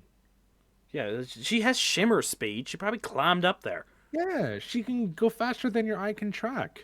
Her at all, her reflection should be smaller and at an angle. And furthermore, there's a thick layer of dust in front of the mirror which should be obscuring her reflection. When Savika activates the gas This is attack, just so nitpicky. It's just so nitpicky. It's the utmost of nitpick. And also, like, fuck you, because I don't think you understand the rule of cool. Yeah, like this doesn't need if it's cool, it doesn't really need an explanation. Yeah, like it doesn't It's need cool. to make sense. It's a show. Just sit down and enjoy it. It's made you to be like, ooh, cool. You know? It's an action scene. I mean, name one Marvel action scene that And makes also, 100% sense. Okay, I'll nitpick his nitpick. He's applying our world, like, physics, to this fantasy world's physics. Exactly. I want a giant fucking robot arm that probably weighs, like, 180 pounds. Do you think I can do that? No, it should be 180 fucking pounds, and it would be my arm. It would rip my shoulder off. It doesn't matter how much, hex tech you use. It still weighs 180 pounds. I don't fucking hear him nitpicking the impossibility, how durable Savika's spine is to maintain that fucking arm. No. Or fucking Vi's gauntlets for that matter. How does hex tech make that shit lighter? That's not how gravity works. And all of a sudden, if you turn the machine off, then the hex tech gauntlets become super fucking heavy and Vi can't lift them up. Doesn't seem really fucking realistic, right? No, because it's a fucking fantasy. Yeah. It's really cool. He doesn't nitpick that shit, but he'll nitpick a fucking mirror? Like, what are we doing here? Oh, no, this isn't how it's supposed to. I don't know, seems like everything went to plan to me. What way was it supposed to be? Never Context answered. clues. At the end of episode... Why would it be answered? No. It's literally answered. She wanted to die there. She says, "I'm glad it's you." I know, but like what would he expect? Would he expect like a fake out, like an alternate reality of like how it was supposed to go? Then it'll be like a little stop, and then like, I bet you're wondering how it got in this little predicament, and then it rewinds like 2 minutes. Or it's like her saying it. Yeah, like. Okay. Was the one who facilitated the attack at the memorial, presumably so she could get her hands on more power and Piltover. She either planned it or, more likely, enabled it to happen, maybe by relaxing security beforehand. This is so dumb and makes no sense. First, her daughter Mel could have easily died in the attack. Like, this dude comes up and socks her in the face with the butt of his gun and very well could have shot her right. He didn't. That's a flare gun. It wouldn't have killed even if he did pull the trigger. He was there to get her out of the running. They probably told her not to kill her. Yes, but also he's saying, like, why doesn't they just shoot her? The gun in the scene, that's a flare gun. It wouldn't kill you even if he did fire. But what's funny to me, what's funny to me is that there's a reason why he didn't just shoot her. He could have just had a gun and shoot her. He didn't. So to say, oh, he could have just shot her. Yeah. Keep going with that line of thought. I wonder why. Want to know why they didn't? There. Secondly, as the co-inventor of Hextech, Jace is obviously important. And Bessa even remarks in episode 4 after Jace disappears, "They fear Hextech, but we were too slow. How could I not secure the scientists?" Yet Jace comes within an inch of being decapitated with a chainsaw by Chem Baron Rennie. I'm not saying the idea of enabling the attack itself is bad, but Jace doesn't have Hex in this scene. But no. That's not even the thing. He literally contradicts himself again. Why didn't she take the steps to secure Jace? 2 seconds later, she admits that was dumb of her. Yeah, but also like talking about like how important the Hextech is, and then cutting to this scene is this. And to me, it was alluding to like, look how powerful Jace is, but he has Hextech. Not in this fucking scene. He doesn't have Hextech Iron Man armor. Yeah. I think that what he's... And also, a fucking giant chainsaw sword's going to be threatening no matter what. I'm sorry. Well, what he's complaining about is why Mbessa would let him die here. Like, why give Remy the opportunity? Because if Jace dies, then there's nobody to work on Hextech. But she says this. Mbessa doesn't know that he's the only one who could do it. Yes. She thinks that any old scientist will do. She remarks, How could I not secure the scientists? She didn't think of that. Jace was not on her priority list. If Jace had died here, it would not have mattered to her in the slightest. She didn't care about Jace. The only person she cared about here was Mel. This is a dumb argument, and he contradicts himself. Definitely should have taken steps to ensure Mel's and Jace's safety, but she didn't, which makes her a reckless fool. She is! Additionally, Embessa's subordinate Rictus shows up in the underground to make his proposal to Ken Baron Rennie dressed in his regular full Noxus military uniform without even bothering to disguise himself at all. That's okay, I'm sure no one noticed the 7-foot-tall Noxian soldier making his way through the Undercity. No one in Piltover would. What? It's so stupid. And again, he's in Zon. Piltovers don't fucking just go to Zon. Yeah, and not only that, but he says Ambessa is a reckless fool. Yeah, and she's not the smartest character. She that's literally her whole character. She's a warlord. Of course, she's a reckless fool. She attacks first and asks questions later. That's her whole character. Yeah. She starts a war for no reason. Yeah. Episode 4. This enforcer doesn't recognize Jinx despite her being the most infamous terrorist in the city and her wanted... That's the joke. Yeah. It's not like none of the enforcers know who Jinx is. That one enforcer doesn't know who Jinx is. It's the fucking joke. Posters having been displayed everywhere for a really long time because... You expect me to believe Jinx, the master criminal, wears pants like that? You look like a half-eaten circus tent. This is what I expect from Marvel humor. Cheap jokes at the expense of the believability of the story and its characters. It's a Marvel movie. It's never meant to be believable to begin with, but I digress. It's a joke. I swear, this guy doesn't understand comedy in the slightest. And it's also like that scene doesn't matter. It doesn't lead to like a giant fucking outbreak. Sevilla could have just fucking shot her, then the scene could have continued on. Like it's a pointless scene. It doesn't add or subtract anything. So no point in bitching about it. And also, I think the point of because I think every single Arcane scene does a really good job of adding a little bit of nuance. Like you kind of have to think to kind of get the answers that you're looking for. I think the point of this is that there's so many Jinx imposters. She's probably been tricked by that. She's probably arrested or a friend of her arrests someone thinking that it was Jinx and it just wasn't. So she's like, of course this isn't Jinx. How could it? Yeah. This is the third one this week. Yeah. While en route to the prison, this guy apparently doesn't think anything of the presently in disguise Jinx having a prosthetic middle finger with very Jinx-like graffiti painted on it in traditional Jinx graffiti colors. How would he know that it's a traditional Jinx, though? Yeah. We know because we see the schizophrenic flashes of Jinx, but why would this random jobber knows what Jinx's penmanship looks like? The blue hair in the corner might give it away, and they allude to that later on. Yeah. But also, it's Piltover. Having, bioengineering body parts is very much a thing. One of the fucking council members was, all gears or whatever. Yeah. You know? And it's not janky like Zon's augments are. So, it makes sense. Why he wouldn't assume it, and also he's kind of being a little bit of a thunder cunt in this scene. So of course he would get that response. So this means either Caitlyn never told anyone she shot off Jinx's middle finger, or why would she? Yeah. I've shot off her fucking finger, bro. It's not a frat house. She's probably too embarrassed that she didn't kill her. Yeah. Yeah, that's another point too. Caitlyn technically missed a thing that Caitlyn doesn't do.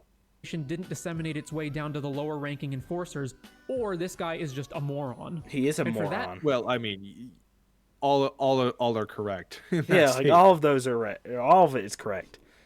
Matter. Apparently, we're now operating on Stormtrooper logic because Jinx isn't required to remove her helmet prior to entering the prison in order to prove her identity.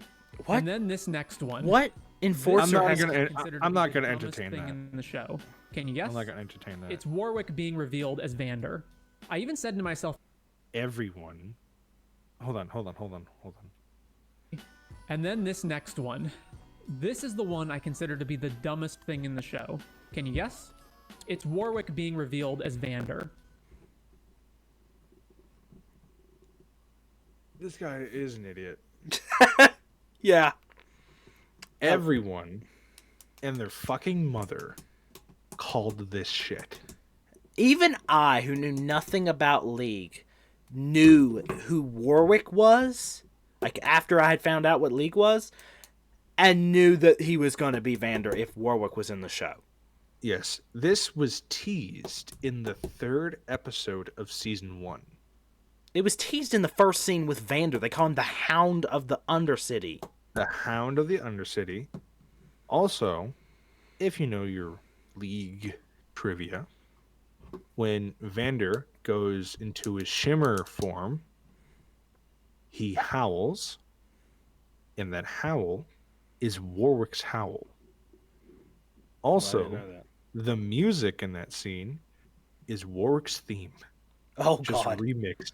It's just remixed, so you wouldn't recognize it right away. Also, Vander is built like a brick shithouse, especially in his shimmer form, where he dies. And in the post-credit scene of the first season, Singed, which his name's not Singed in the show, but Singed, is working on a giant fucking mongoloid of a man. Who else in the show did we see as a giant mongoloid of a man? It was teased to the point where it was practically confirmed. I mean, it was... And this motherfucker is going to sit here and tell me that he didn't expect it? Oh, he did expect it. He just thought it was dumb. He's like, oh, I wish that he wasn't Vander. What? Of course it's Vander. Who else would it be? You're gonna tease Warwick, but then not make it Vander? He's like, it better not be Vander. Who else would it be? It couldn't be anyone else. Like, oh, it's Vi's long lost brother, Milo or Clagger. That makes sense. It's Clagger. Clagger hit the juice, man. What? So, oh, it gets way worse. It gets way worse with the nitpick of Warwick. Like, it is genuinely I can't hilarious. open my eyes. This shit's so dumb. I'm just like thinking, and like I'm thinking of nothing. He's made me dumber by listening to him. In League, in League, Warwick, not Vander, Warwick, is just some Zon thug who was kidnapped. He doesn't have like a story. He doesn't have like real lore. He was kidnapped and he was experimented on, dumped in a toxic stream, and then came to life. That's Warwick's story. There's nothing to him. So there's nothing to base him off of. Most of the monster characters in League don't exactly have like a personality story, just like an overall story of like what they are and how they came to be. Warwick is no exception here. Warwick does have stories, but his stories are just like he hunts down bad people in Zon. He's like Batman or like Red Hood. Like he kills people, but he stops criminals. That's like a thing that he does. But that's not a character, right? Yeah, and He's like a there's no monster. way he could have been that in the show. Exactly. He's an antagonist, but he's not a character. He's a Batman villain of the week. And honestly, I think that's why they were going, the moment they introduced Singed, they were going to do Warwick, because that's a big milestone in Singe's entire character.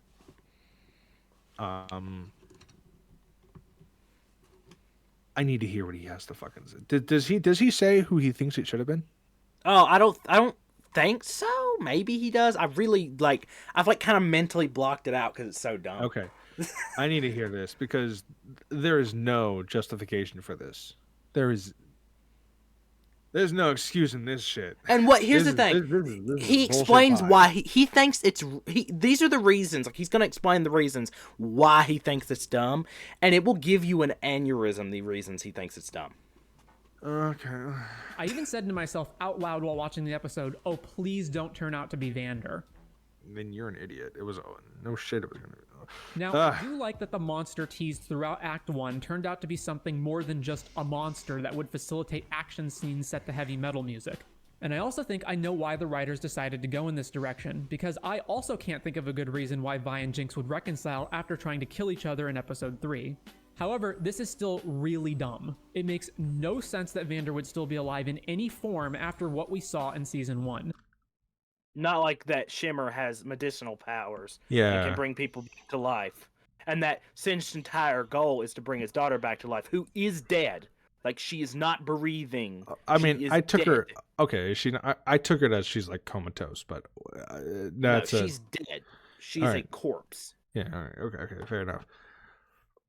So for anyone who needs a refresher, Vander is stabbed in the gut by Silco and pushed off the catwalk. He drinks Shimmer and becomes a Shimmer monster, crashes through a wall and falls out of a second-story building. He says his final words to Vi, his head falls back limply, and at this point he's definitely dead.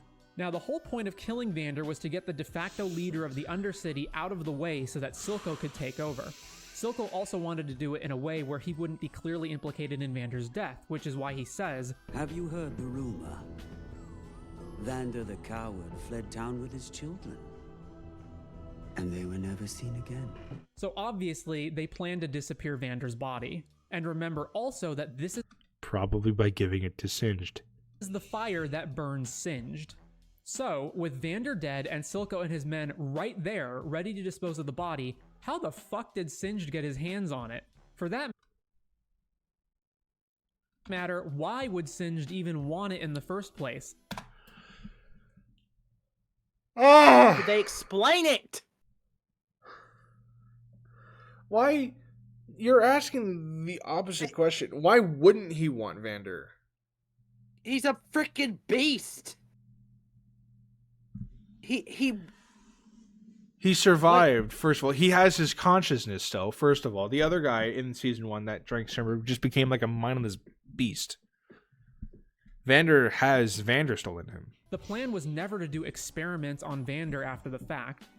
You don't know that. And also, the thing that gets me here is that I agree. The plan wasn't to experiment on him. It was just That's why Singe did it in secret, in a secret basement that no one knew about. Yeah, it was also like another happy little accident, you know? Like, why would he tell Silco this? Yeah, that's a good point. He didn't even care. He didn't even care about Silco's ambitions. No, he didn't care. He just commissioned Singe to make a drug. That's basically it. They're not Like, buddies. Didn't care. After Shimmer was made, Singed and Silco had 0 interactions. Yeah, until the bridge scene. Yeah. He asked him to save his daughter. Like, they don't know each other. They're not BFFs. They're not... Singe does not give a damn about whether or not Silco or Vander or anyone is in he has no political allegiance. He was just commissioned to make a drug. That's literally it. And that's his whole character. It's his whole character. Yeah, he being doesn't morally care who he has gray. to hurt. Being morally He doesn't gray. care who he has to hurt. He's gonna get what he wants, Or at regardless of whose side. Or he's at least find progress towards what he wants. But yeah. Singed, who wasn't present at the time, would only have learned about Vander becoming a Shimmer monster after the fact if he was told at all. He would have had to hear about what happened to Vander afterwards, and while in excruciating pain from having his face melted off Two-Face style, or ordering henchmen to get it without word ever reaching Silco, retrieve the body from wherever it was buried or sunk in a lake or whatever, and lucky for him they didn't just burn it, cart his Hulk-like mass through town without anyone noticing, get back to his secret warehouse. To be fair, it's on. I'm sure crazier shit's happened. I mean, it's like L.A. Yeah, like, oh, there's the fucking... There's the robot guy walking through town. Yeah, fucking sure. Average day in Seattle. Hidden lab that somehow neither Silco nor anyone else ever found out about. Why the fuck would Revive they? the body when Vander must have been brain dead after going days without oxygen. Then do experiments on it while keeping Vander in a comatose state and only finishing transforming him into Warwick years later. He's criticizing Vander Warwick, right?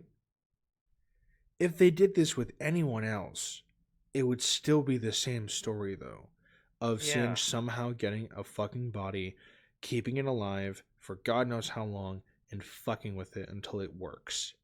And again, his daughter is the exact same way. Yes. If it was Vander, it could have been fucking Timothy Timbuktu. It could have been the kid that died from season 1 in Arcane. It wouldn't matter. It would still be Warwick. It would still be like the same process of getting there. It just the biggest thing with this making video Vander has is to it be makes sense. this video has to be like contrarian bait. I'm convinced. That's what I'm thinking. It has to be. Like he's But what's just crazy is people bitching for the agreeing sake with of him. like getting like people riled up because like this. It's so He's so unbelievably dumb. Yeah, and it's because like I'm pretty good at like seeing other people's point of views. I got nothing here, man. Like, all I wanted. every single hint made it so like yeah, no shit, it was fucking Vander. It's I don't like crazy how to it me was because Vander. he ignores what the show tells you, and then it's like, Yeah. how did this happen? Why would Singe want to create a monster? It makes no sense. Singe tells us. Sanity. Episode 5, we get a flashback showing Vander, Silco, and Vi and Jinx's mom. Now I have to admit I kind of like this scene because I like Vander and Silco and it's nice to see them again. But the scene is ultimately irrelevant to the overall story. The only thing we learn from it is that Vander came up with Vi's name. You could easily cut the scene and it would change nothing about the story. What? No. It explained everything. It explains why Vander took them in. It explains why Vander attacks Silco. It explains why Silco took in Powder. It explains everything that we were wondering. Yeah, I was saying like it explains why like after they died, why Vander specifically became a father figure to them. You know, instead of just like giving them money or whatever, he took them in. Right. It solidifies the origin of their connection. But yeah, and same thing with Silco too. But like, it also creates. Also, this is a cool detail. I like how the mom's hair is purple and the two kids' offspring are blue that's and what red. I said. It's like red and blue. Like, okay, that's nice. A glaring plot hole. From what we get in the scene, evidently Vander and Silco knew their mom pretty well to the point she even takes Vander's suggestion of what to name her daughter. Yet apparently, somehow, Silco doesn't recognize Vi or Jinx during season 1. I think the point is that he really doesn't care. Like, he ultimately doesn't care. And like, also, like, this was like, I'm assuming this was like 40 years ago or something. Well, no. Shit's happened. No, it would have been 24 years. Okay. Do you remember what happened 20 years ago? I wasn't alive. I don't exactly. I don't fucking remember what happened 20 years ago. Okay. I don't remember every people I meet, especially children that I met when I was a kid too. Well, here's the thing. It's like I think it's saying like they knew each other well enough that Silco would have had a presence. He recognized, and also I'm pretty sure he recognized Powder. Yeah. That's why he took Powder in. Because why else would he take in a little girl? Yeah. Like a random little girl. Like no. It's very clear. But it solidifies the relationships. But. There's also an enormous. And also, it's just good to see Vander alive, so go fuck yourself. Missed opportunity for after Vander suggests the name Violet, for Silco to chime in with something like, sounds great, I get to name the next one. Episode 6. Why would you do that? That would be like the hokiest shit, too. Yeah, like that would suck. Violet? No, I like Powder. Like yeah. Like that's just so stupid. This isn't Prince of Bel-Air, man. Yeah. Laugh track. Caitlyn betraying Mbessa. That was the fastest episode so far, by the way. Is not sufficiently set up. There is some Let's start like skipping through some of these episodes because like it's just going to be like this is dumb on repeat. Suggestion in Act 2 that she has her doubts about Mbessa and her new role as the dictator of Piltover, but not enough to justify her turncoating completely. Nothing that Vi says to her in the episode should convince her to switch. How? Isn't it? I think it's a year time skip though between. Yeah, it is. It's like a year. This basically feels to me. It feels like it would be like a significant amount of time. Like a Daenerys and the Bells situation. When Jace sneaks into Victor's hippie commune, one of Victor's followers leads him directly to where Victor is, despite the fact that Jace looks like an insane homeless man. They let in everyone. Victor accepted like the crack den as you described it to be. Why would he shun away at a ripped man with a beard? Oh, but he hasn't showered. Neither the crack den. He smells funny. He has a weird hammer. Like, oh, now we're being fucking judgy. Literally like the cosmic Jesus is being judgy now. Like, no. He almost deep fried that same kid 2 seconds ago, and the one. And also, to some extent, Victor knows Jace is there because the Hex Core has time shenanigans going on. Right? Because he hasn't reached full like omnipotence at this point, but like he's still getting like trickles of like knowledge dripped in. How else would he know to like fucking like advance the humans at the crack den, right? That wasn't like discovered by accident. He was like, he went straight up to someone and just bam, you're better now. Bam, you're better now, right? He has some level of like omnipotence trickling in at this point. One thing we've been told multiple times about this place is they have a no weapons policy. And Victor, despite having... Yeah, and it's fucking Noxus. Do you think they give a shit? Well, no, he was saying that why on earth did they let him in with the hammer? Because it's a hammer. And to be fair, like, I wouldn't know what that is from a distance either. Efficiently see through the eyes of his followers, as we saw with Sallow, doesn't take notice of Jace before he arrives to kill him. He's asleep! Jace is there. How would you not assume he knows Jace is there? Of course, Jace is Victor's Jesus at this point. He knows everything. Yeah. How does he not know this one point? Now, disclosure, everything up to this point in the video was written prior to Act 3. Oh, you cunt. That was my almost exact... He literally wrote that entire portion of the video without having the answers to any of the criticisms that he had. Oh, you fucking bastard. This is malpractice. No, this is like reviewing malpractice. You're really reviewing the fucking movie before you finish. It's like watching a movie halfway through and then complaining that there's not an ending.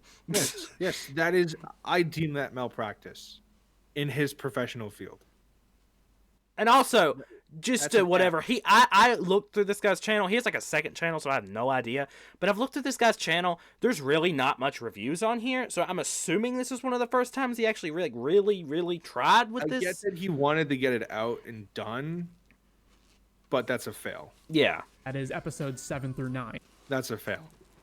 I mean, there's no other word for it. It's malpractice. It's intentionally like doing bad, just to cut corners. To say I'm nervous about how the show is going to end would be an understatement. I could say the same thing about your fucking video, jerk off. The show has moved away from grounded relationships and themes about class warfare and income inequality and towards mystical mumbo jumbo with the Hex Core. The name of the show is Arcane. Of course it was going to go into the magical mumbo jumbo. You had to be an idiot to not see this coming. And also, would you prefer the second season be the first season? Like the first season is all about like magic mumbo jumbo, and then the second season is just hard reality. Yeah. No, you have to save the absurdity for last. Otherwise, it just becomes bland. Is no longer about Piltover versus Zon, but instead a poorly defined and obtuse magic MacGuffin. I will agree that the Arcane is not described; it's just alluded to. But we really don't need to know either. But I was about to say, like, that's the point, is that, especially considering what Heimerdinger said at the very beginning, like, it's like, the more you know about this, the less you understand kind of situation. Yeah. Like, it's there's not an... incomprehensible, even for me, and I'm a bajillion fucking years old. I'm Heimerdinger, he. You know, like, this leads to nothing but, like, fucking ruin. I would have been so angry, though, if it had like, some person be like, here's everything explained about the Arcane. Yeah, like, not at the very end, where, like, future Victor was just like, let me tell you the entire story of what this is. And how it works. Ago, back when there was nothingness, there was then somethingness. And it's just like, no. I don't care. That's not what this show's about. We don't need to know the MacGuffin. It doesn't matter. Yeah. Yeah, like granted, I would like to know, but it's a situation where like I want the feeling to want to know. Yeah. The moment you're told it, It's like the dopamine goes away. It's like FNAF, what it used to be. Yes, we're like, oh, you find joy in the want. I want to know this, but the moment you are told it, you're like, ah, okay. Oh, Oh well. I wish I could go back to knowing, or I wish I could go back to wanting to know. You know, that's what makes shows compelling. They don't have to explain everything. A show can't be a show if you were literally told everything from the fucking pilot. Tons of unanswered questions and plot lines that need to be resolved in only 3 episodes, namely the entire overall Piltover versus Zon conflict. What exactly? I think that conflict reached a conclusion when Jinx fired a rocket at Piltover. Yeah, it was like, I mean, I do agree that there should have been a little bit more, like just a little bit more with that. But also, the whole point of this entire season is just how pointless all of this war is in the long run. Yes, because when Victor does his glorious evolution and everyone's dead, like, those petty squabbles don't matter. It's like Venom and Spider-Man teaming up to defeat Carnage. It's like, shit, we can't be fighting anymore. We got to be homies for once. Yeah, that's exactly. Like, our petty squabbles do not matter in the face of this. Like, we can sit here and fight and war and battle all day long, but if this happens, we're all fucked. Yeah, exactly. So that was the end of it. Does it have a will? And if so, what does it want? The aftermath of Vander and Isha dying.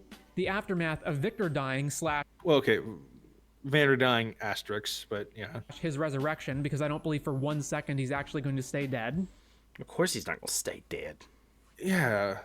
Granted, I wish Isha didn't stay dead, but her role was to die. It's unfortunate. Yeah. Oh, so this doesn't happen in the video? Something bad obviously had to happen to Isha. That's why you get so attached to her. It sucks because it doesn't make you feel good. But this happens in the other video. It's like Joel in The Walking Dead too. He exists to die. Like there's no other. There's literally he wouldn't fit anywhere else.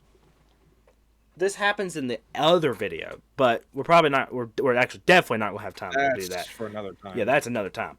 But he says in the next video that Isha is a manipulative little narrative plot device with absolutely no point to the story. No. Every character is a manipulative little narrative plot device included to drive the story. Anytime you get a massive flashback to a random character, that's manipulation. Attack on Titan's necessarily specifically like really bad with it. Like anytime the show forces attachment onto you, something bad's going to happen to that character. That's how it works. Isha was just throughout the entire middle act. No shit. Upon retrospect, it was obvious, but you just didn't like it because Isha was the child, you know? Didn't talk, so didn't really have a character, but he said that he didn't like Isha because she wasn't a character. She was just pointless and that she didn't mean anything to the overall story. And that's dumb. Was symbolism, but she was symbolism. She was Jinx's innocence. Yeah, it was Isha powder died, coming back. When she died, Jinx's innocence died along with it. Ever since then, she's been like, "Fuck you! I don't want to care anymore. I just want to die." And then Echo was like, "You could still do good," and she's like, "Cool." And then at the very end, she's like, "Fuck it, I'm still gonna die." Like, she's like, no, like literally, like again, just like how Victor is like a different character. She's a different character now. She's not unhinged. She's broken. Yeah, or I guess shattered. I guess because she was broken before, but she's. The relationships between Caitlyn and Vi and Jinx and Caitlyn versus Mbessa, Mel versus Mbessa. What exactly? Asterisks next to that. Jesus. Exactly are Mel's powers? Who and what are the Black Rose and what do they want exactly? It's pretty obvious, but okay. And where did Jace, Echo, and Heimerdinger go? That gets explained. Why did Jace come back before the other two? And that gets explained. What exactly is currently affecting Jace? That gets explained. That's a lot to cover in only 3 episodes, and I have the horrible sinking feeling. Not really. It sounds like a lot, but like, yeah, that's it wraps it up really well. Yeah, it's pretty self-explanatory. Feeling that a lot of storylines and character journeys are simply going to be left unresolved, maybe to be followed up in future League of Legends shows, or maybe not.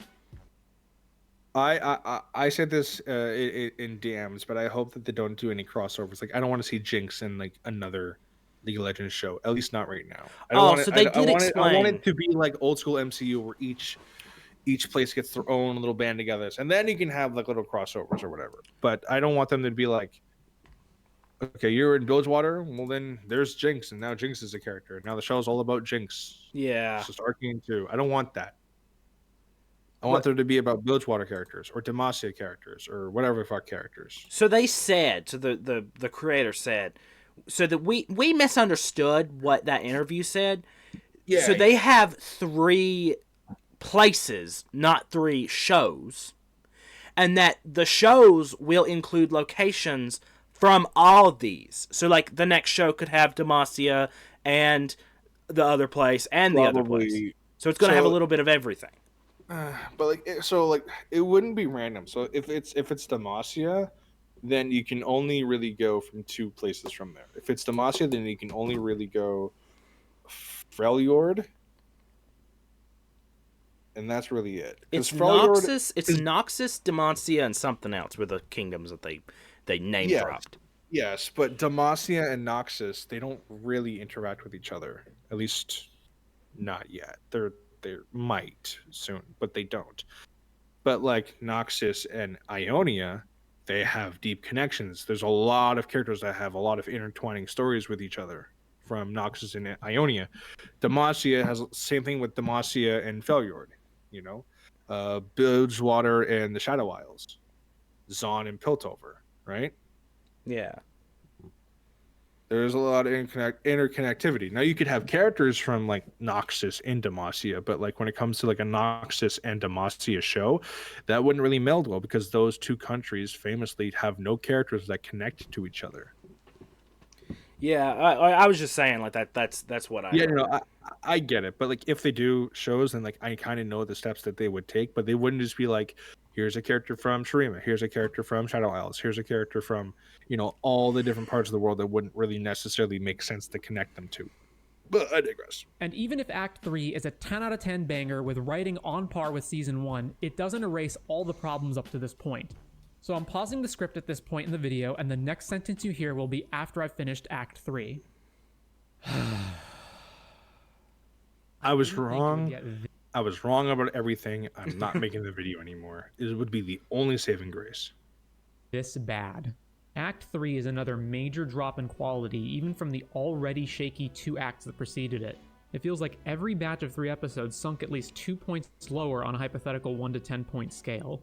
Episode 7 introduces the multiverse into Arcane's story, the pinnacle of creative bankruptcy. Nothing matters anymore. Character deaths can be It's not a This is such a dumb argument. It's not Doctor Strange movie. It's just the other scenario. What do you mean other characters dying? None of these characters interact with each other. Yeah, and also like I'm sorry, like these characters aren't like grown up Clagger and Pornstache Milo. They're not real. Yeah, like from our perspective, they're real in their own universe, but like in Echo's eyes, these are like these are hypotheticals. These aren't characters technically. Yeah, you know? and like honestly, episode 7's my favorite. They're not characters. They're not going to be characters, and they never will be characters. You will never see this Jinx again, this Clagger, this Milo. They will never be mentioned ever again. This whole thing is a hypothetical scenario. It's a what if moment, which exists only to give Echo more whatever. Yes, it's to give him more. It's to give the audience more brevity within Echo, because Echo has everything and yet he still chooses to go home. Why? Because it needs saving, because it's the right thing to do, because insert reason here. Now, if we're being honest, Echo doesn't really have a lot of reasons to go back home, but he does it anyway because that's just who he is. He has everything here. Yeah, he still chooses to go back. Could be considered dumb, sure, but also Echo had a lot to live for. Not only was he the leader of the Fireflies, thank you, but he was also kind of like the pseudo leader of like his little ragtag of like his little community that he built from the ground up. He wouldn't just want to leave that behind, even though if it is like kind of in the middle of like a giant fucking ash crack. You know? That's what this whole episode is for. It's to show Echo what he could have and what he doesn't. And what he's choo- giving yes. up. Yes. And it chooses what he chooses to fight for. That's what this whole episode's for. And it's great that they take the entire episode to basically prove that to him. But what is this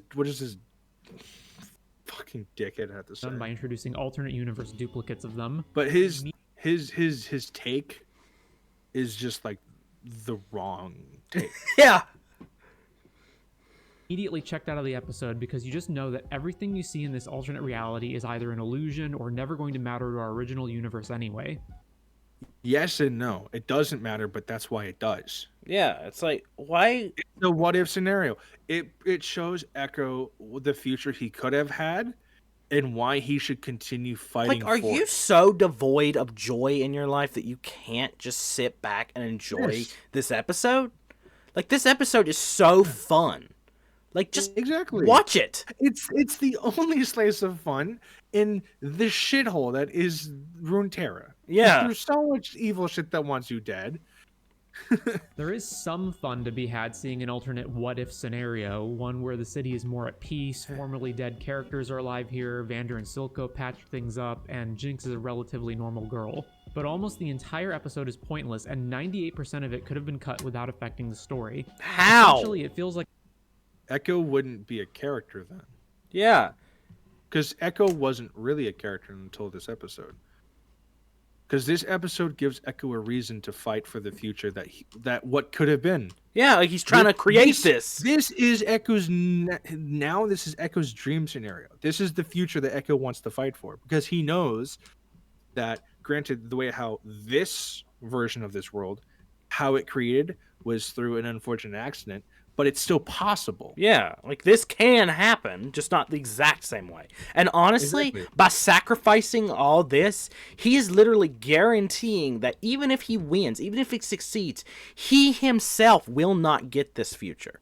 He will not get powder. He will not be, happy. Yes. Other people Yes. will. He knows what he knows the possibility of like what his actions can become.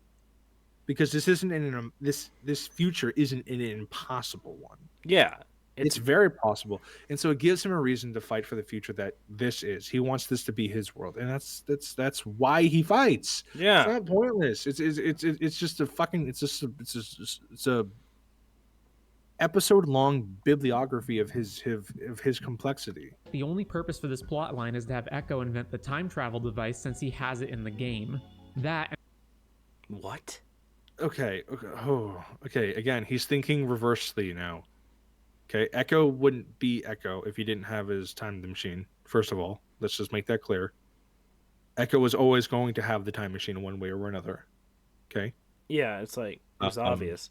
It wouldn't be Echo if he didn't have the time machine. His name wouldn't be Echo then. That's why his name is Echo, because he can only go back 4 seconds, like an echo lasts. Oh, I didn't know that, actually. Yes. That's why his name's Echo. But anyway, I digress. And showing an alternate apocalypse world to explain why Jace is now suddenly determined to destroy the Hex Gate. Yes, it's the two most important parts of this season. Yes. It's not necessary, though. It's the two what ifs of the future. It's the good timeline and it's the bad timeline. Both are equally possible to happen. Which one do you want to fight for? Okay, granted, Echo doesn't know this future, but Jace does. But Jace doesn't know the good future. Yeah, Jace doesn't know that a good thing can happen. Yeah, but they're still on the same path. They're still fighting for a better future. Okay, it's a scenario where one person can see and one person can talk. You know, they both have the same thing, but they have different senses in how to get there. Speaking of, why is the wizard fucking with Jace by letting him stay in Apocalypse Land for weeks eating bugs Because it's explained later. when all he wants is to send him back? No, he wants Jace to want. Sorry. Yeah. Oh God. I'll do your job for you, dumbass.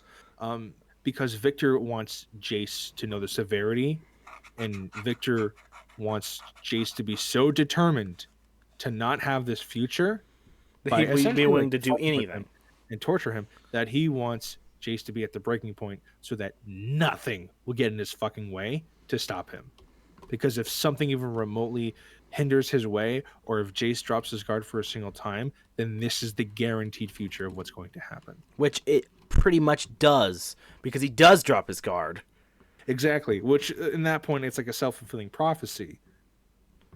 Which that part of the show, Victor. So like this makes a lot of sense when you think about it, but like you don't really get, you don't think about it until after. The Victor doesn't prophecy want. part. I kind of got right away. Well, but no, not that. Victor doesn't care about saving reality. He cares about saving himself in a way. Because if he wanted, he could just not save Jace, and then Hex Tech would never happen. So, like, why does he continue to keep the timelines the same? Because I think Victor still has his dream. Yes, like, he wants that to happen. But he fundamentally is so corrupted and so far gone that he cannot create it, the ideal version he wants, but he still knows that his dream is feasible. Yes. It's like he's more interested in saving himself, though. Like, that's what I said. Like, he's more interested in saving what he believes is himself, which is like the goal, the mission, not reality. So he's willing to sacrifice hundreds of other realities, maybe millions other realities, just to find that one that works. He doesn't care. And rules for what's even going on. I didn't mean to cut you off, sorry. Yeah, it's fine. I was done. Anyway. Are inconsistent, since Echo seems to quantum leap into his own duplicate body, and possibly Heimerdinger as well, I'm not sure. Whereas Jace is just straight up teleported, and they go to different universes. Because that version of Jace is dead. Yeah, that's a good point. Because Jace no longer exists, I would say. You know, the person as Jace doesn't exist anymore. He's now become part of the glorious evolution. Yeah. Like, his independence, his humanity, it's not a concept in the world anymore. I think that would be why. But I never actually gave that thought, if I'm being honest. I never actually put those two dots together. I think it's interesting to point out, but it's not a bad thing. It's just like, it's a point for introspection. Heimerdinger's also killed off unceremoniously. He's not dead. Yeah, he's a Yordle. Yordles, they don't die. But, like, he's not dead. He just wasn't part of the finale. He's not dead. I refuse to believe he's dead. I don't understand when people say, "Oh, Heimerdinger died here." He just somewhere. Pops out of existence. He probably teleported, honestly. I don't even really understand why they killed him either. He's not dead. I don't know why he never showed up again. I know. He's pointless. He's pointless in the overarching. Yeah, but the show wants to treat him with some kind of important. Yeah. More than he has. But I don't know why he wasn't at, like, the council again at the end or something, like showing off a new invention that he made, something like that. You know, just some like fluff in the background to prove that he's still a character. I agree that I think it's weird that he just disappears after the scene, but he's not dead. If you take into account where Yordles can't die, this is true. Yordles are immortal beings. They even if they succumb to wounds, they just teleport back to Vandal City, which is where they're from. They are purely magical beings. They cannot die. But he was written off the show, which is weird because they don't do anything with him. He doesn't show up again, which is... Yeah, like, I do agree, but also they kind of had to because, like, again, other than fluff. In the very end, where it's like okay, things are looking good again, like a hopeful prospect for the future. I don't know why he just wasn't in the background on like a scene. Yeah, maybe he was, and I don't remember. But they don't really make a point that he's in the show anymore. Yeah. His comment to Echo, "I must say, since I've met you, lad, I've truly lived," is another victim of them rushing the story, since he spent maybe a few weeks with Echo at most. Which goes to show the drastic change. Because he's lived in the Ivory Palace, the King's Palace for thousands of years. And he's not gotten to actually live. He's not gotten to thrive like he wanted. He hasn't been in any fucking danger. He hasn't had an adventure. Yeah, he's just boring. I honestly think the first time he went to Zon in the show was the first time he went to Zon, period. Probably, honestly, genuinely. Because he was shocked to see it. Yeah, he was like, "Oh my god, this place that I've been advocating for, this is a fucking shithole. What have I been doing?" Hell, he was alone in the alternate universe for over 3 years. Episode 8 has Mel maybe agreeing to join the Black Rose, although it's not really clear. Her assistant, who they murdered previously, doesn't even warrant a mention. She's dead! She also was like not a character until that one scene. Caitlyn and Vi, and hey, no complaints in theory because, you know, it's hot and all, but like, isn't there a huge battle that could break out literally any minute? I do actually kind of agree with the fact that it was a little weirdly placed because like she finds out that Jinx is about like she just leaves and she's I think it's that was oddly placed. I think their relationship was a little weirdly well done in this season. I think that was perfect because they didn't know the certainty. It was like they knew they were going into a war. They didn't know if they'd make it out. Exactly. Yeah. I mean, I get that. It's the same thing in 300. You know, they have your final farewells. Maybe you consummate. So, like, if you die, there's an offspring. It's the same thing.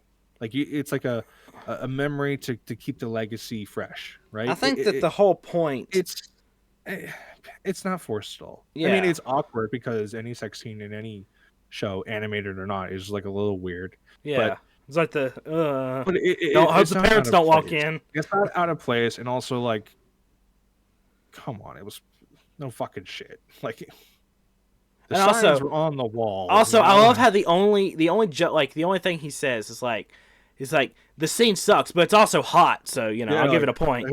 Yeah. I'm not gay because I like girls, but like it was weird, but it was pretty hot, bro. Like, okay. Dude, that's just... Tone it down. We got it. Leader of Piltover's you objectify women. It's fine. Military and really should be preparing the city's defenses right now. What's more, they're getting in in a jail cell where hypothetically anyone could walk in on them. Oh my god! They explain Dude, does Vi look like she's a bitch that cares? They explain that they asked all the guards to not walk in. Yeah. Not for this reason, also, but being real, Vi looks like she would like give you a little tug of war in like a restaurant stall, okay? Like like a restaurant booth, like a diner, okay? Come on now. I don't think that she gives a fuck. Like, don't you want to at least go to Caitlyn's bedroom or something? It was a spur of the moment. Also, they're in like Tartarus, in the middle of like a fucking like jail in the center of like an ocean across like a who knows how long bridge. It's like, oh, let's go to the bedroom and yeah. If you think that this is an awkward time for war when they're about to go to war, oh yeah, let's take the next 8 hours to go back home and fuck, and then let's go to war. Like imagine the sexual tension after like an hour. Now or never. Read the room. After we leave this, we're going to war. So if we don't do it now, it ain't happening. And then there's episode 9, in which the final cinders burn out on this trash fire. Jace is yeah, like the video, so we can end. Just now frantically scrambling to remove all the magic canisters from the hex gate, even though he had all of last episode to do it. He was trying to evacuate people. Just guesses that. I do think it's weird how he didn't have anyone to help him. I think he kind of knew that he was gonna fail that, and he didn't want anyone else to get killed. I guess so, but that's just a theory. Yeah, like that would have been a good spot for Heimerdinger to come in. Yeah, like, you take the left, I take the right. You know, and then Heimerdinger gets like blown away, not die, but just like gets like knocked back, and then we don't see him for the like something like that. Just like a little like, oh, Heimerdinger, you know Hextech, just pull this out, you know, and he gets like the small ones, and then you make a little small joke because he's fucking like a foot tall. He can't reach it. He's not to get steps at the center of all. Exactly, right? Isn't he? Even though Jace never so much as hinted at that. Various inhabitants from the Undercity agree to fight alongside and even wear Enforcer uniforms just because Jace begged them to, despite the entire history of the city up to this point and having spent the past few months being brutalized, imprisoned, and tortured by the... Yeah, that's why there's like 3 characters from the Undercity shown to join the Enforcers, though. Yeah, they say, like... Again, it's just explained. The Noxian ship cannon fires on Caitlyn's position, yet when we cut back to her, she's perfectly fine with no explanation. Oh my god, would you really have wanted Caitlyn to die in a random explosion? Off screen? Yeah, it's like the Jinx is like, she should have died there. Credits. Ambessa shields herself against Caitlyn's Hextech rifle blast using those anti-magic runestones. Which, fun fact, that's an item in League. It's called Canic Rukern. It gives you a shit ton of magic defense. Oh, cool. I didn't know that. Yes. However, those wouldn't have protected her from any of the regular rifle rounds being fired by all those soldiers she's standing right in front of at the front lines. Yes and no, because if it functions the same way how it does in League, it gives you a giant fucking health barrier based off of your magic defense. No, what drives me crazy is look at the image. Look at the image. Yeah. She's standing behind shields that are bouncing bullets off. Yeah, but also the item that she has gives her like a force bubble. Yeah. That depletes after like it takes enough damage. Well, lucky her, I guess. Loris is shot to death with arrows. Oh no, not Loris. He was a character who existed. If Maddie planned to double-cross Caitlyn, why... I don't think he should have died there. Like, I think he should have got wounded and like fell had fallen off where he couldn't operate anymore.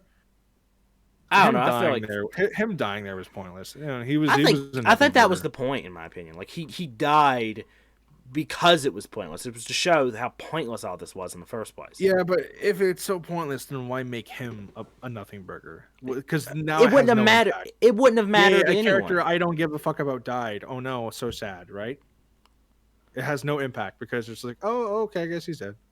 But that's kind of like my reason for like actually caring is like I wanted to know more about this character. I mean, it's kind of like you pass a person on the street. Nothing in the show had ever implicated that he would have been a character, though. But I think like that's what I'm saying is like you walk by someone in the street, right?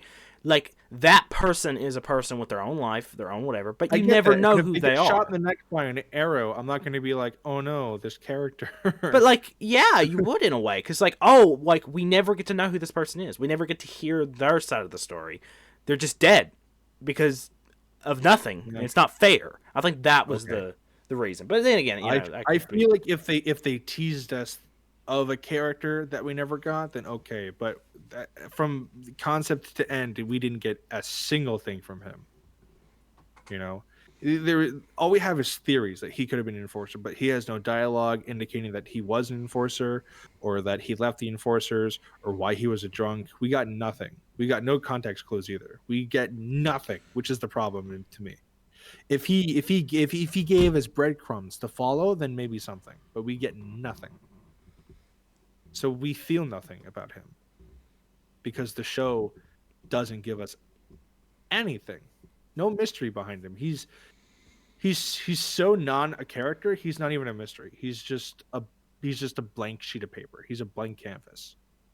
So that's, in my opinion, that's the problem. Because he wasn't meant to be an insert character. Didn't she do it earlier when they were alone together up in the tower?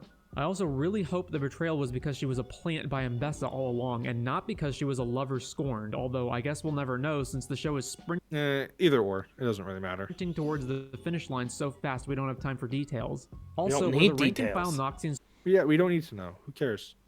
Soldiers ordered not to kill Maddie during the battle, she could have easily died multiple times, like here for example. And then there's the fight with them. Why would they kill their mole? Because that would have impact also. Mbessa, which is just a disaster. The Noxian soldiers just stand there as she gets into a duel to the death. Because I'm pretty sure Mbessa would kill them if they intervened. Yeah, it's a duel to the death. It's a warrior's thing. And also, she's very bound by like tradition. Yeah, they all are. That's their thing. It's like it's a warrior's duel to the death. Yes, you can't interfere. Actually, yes. With all Nox's faults, it is very like chivalrous. You know, yeah, like you can't interfere. There is like battlefield respect. You know, I don't think you can really argue it's some kind of warped warrior's code of honor because it's a 2v1 fight. Caitlyn, who was stabbed in the gut a few moments ago, is fighting quite acrobatically like everything's fine. Then Mel, she's a badass, but it's okay. An epic. Also, she trained since birth for like combat too, so I think she kind of knows how to grit her teeth in like dire situations, I'd say. Calls in the Black Rose mage to trap Mbessa, immediately changes her mind and intervenes. No, okay, not just a fucking whoopsie Uno reverse. I think it was always with the intention to trap not LeBlanc here. Yeah, I think it was like here to like stop them from fighting. Yeah. I think Or Mbessa dying wasn't. Maybe for Mel to prove it to Mbessa that like you don't have to be scared because I'm here to protect you. You know, it could have been anything. I think Mbessa right? dying was an accident.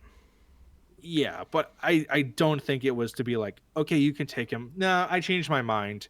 Like I think that was like the last thing I would have ever considered. They can kill her and says, "I can see through your face, deceiver," which I have no idea what that means. Because you don't know anything. Because she And can then maybe see kills the who Black she Rose, is. or maybe not.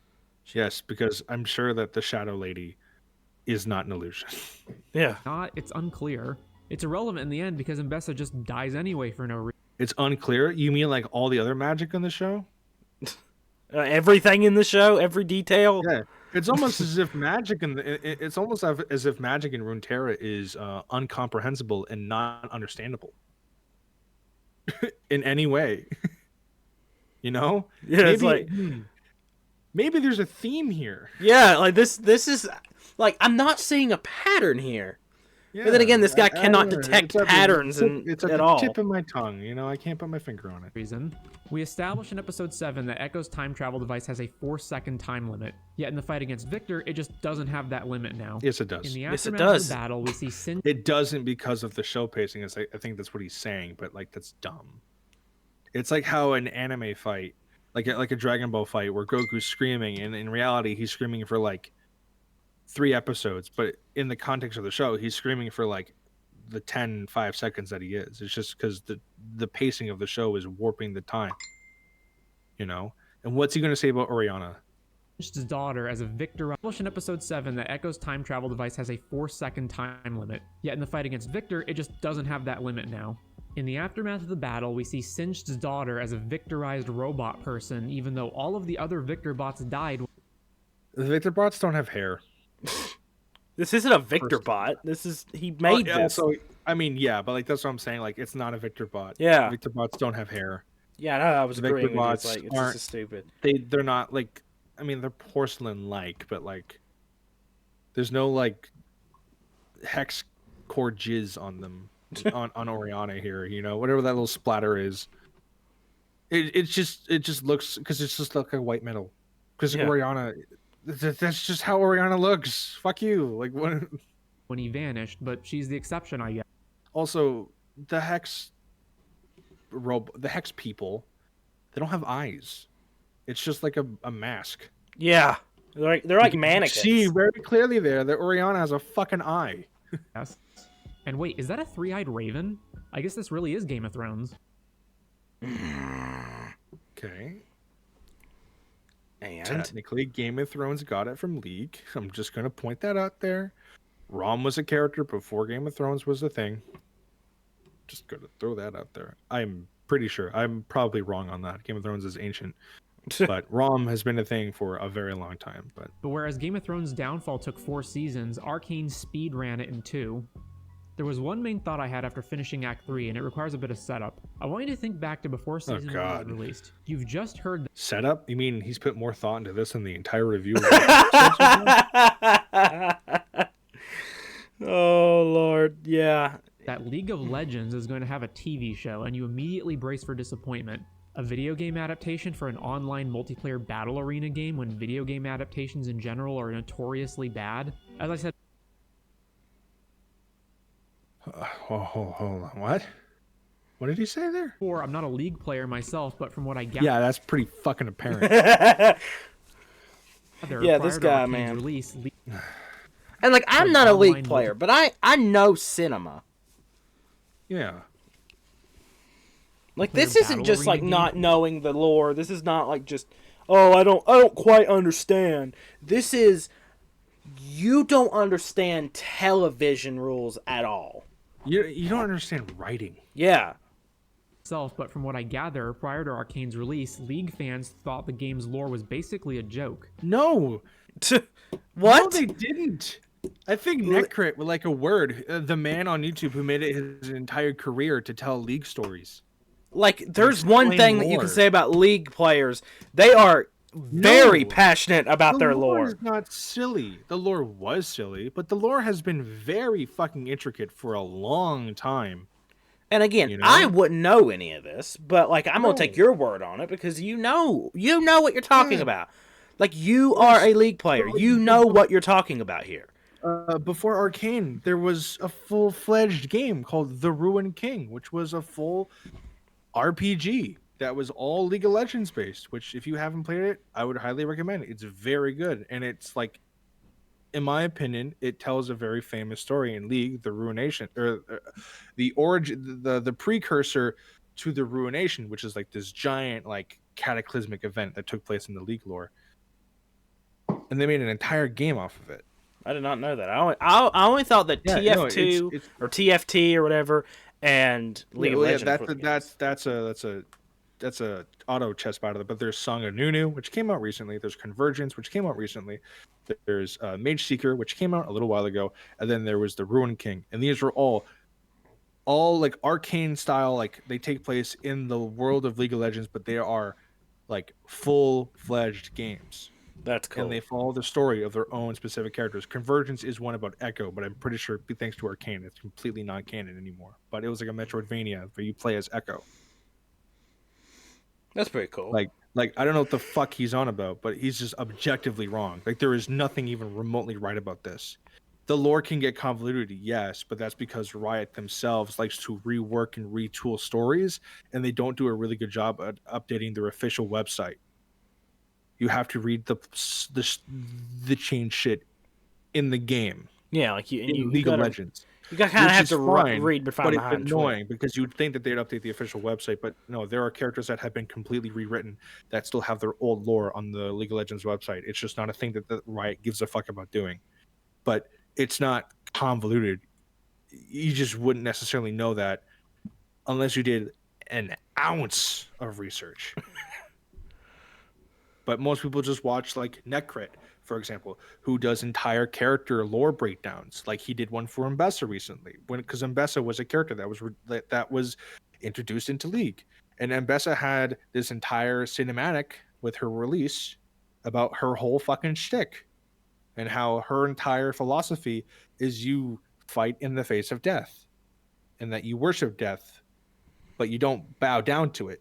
You fight alongside it. That's Mbessa's entire like war rally and war cry, and that's why she's such like a fucking warrior's heart code of honor, you know. Even though she's freaking crazy in the end. Well, yeah. She's not really. She thinks with her muscles. She's not strategic, like how Silco was. Yeah, and Silco was weak. Like he was a weak guy. That's why he had bodyguards. They're very opposing characters. One thinks with their head. One thinks with their muscles.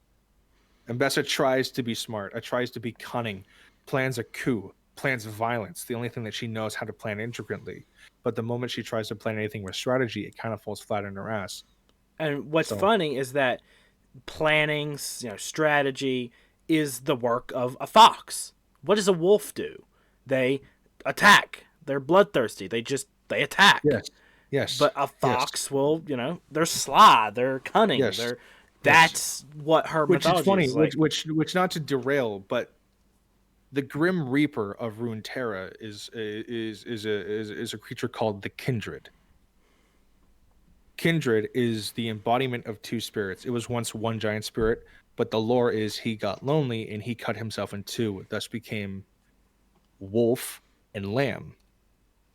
Wolf hunts down those who run from death. Lamb shoots down those who embrace death. A coward's way or a fighter's way. Wolf's way is more dangerous and more hurtful and like more painful. Lamb's is more peaceful and more innocent. What's funny, actually, Mbessa worships wolf, not lamb. Even though they're the same thing, it's just like a different philosophy of death. Oh my god, I did not know any of this, but there's a music video with Mbessa that released, which I haven't watched. That's the video that I was talking about. Oh. That was the short film where it goes into the chosen of the wolf, Mbessa's philosophy, her war cry. Granted, any skin other than Mbessa's isn't canon because it's a hypothetical for all the other characters to like be interplaced, but that's for gameplay reasons. But Mbessa, that's what that is. That's cool, right? But Yeah, no, that's the lore really doesn't cool. matter. The lore doesn't matter. The lore doesn't exist. Like, what the fuck are you talking? You're just objectively wrong because this is a brand new character that just came out, and I was able to just speak about a whole fucking thesis. Yeah, like that's the thing with League. It's like I'm not a big fan of League. Like I don't Yes. like the idea of it. But like I can't deny they know what they're doing. They slap when it comes to their characters, like their characters, and like their stories and shit. And granted, League has its problems, but its lore and its story, 90% of the time, isn't a problem. But no, it doesn't matter. It's No one cares updating about and it. continuing the stories that they give their characters, which is like the biggest problem because they don't do that. There are characters in League to this day that are still technically not canon because they don't have any stories that have them in it. Is it Blitzcrank or Clamp or Blitzcrank? Blitzcrank is a character that is now technically non-canon because old school Victor created him before he became Glorious Evolution Man. He was a prototype, but Blitzcrank basically became sentient. He was the first success. But then he joins Echo and they go on little escapades for the most part. But now because Victor is now Victor, that's not canon anymore. Yeah, Blitzcrank doesn't exist anymore. Not that Blitzcrank really had a story to begin with, but we knew he was canon because there were stories, like short stories of him and Echo going on adventures. I guess what they'll probably do is they'll probably just make a new inventor and just change that and keep it. I mean, they could do that. They did that with Singed.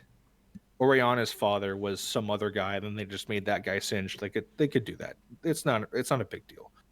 But there are characters in League that just have an explanation of what they are, but there's no stories that involve them. So technically, they're not canon.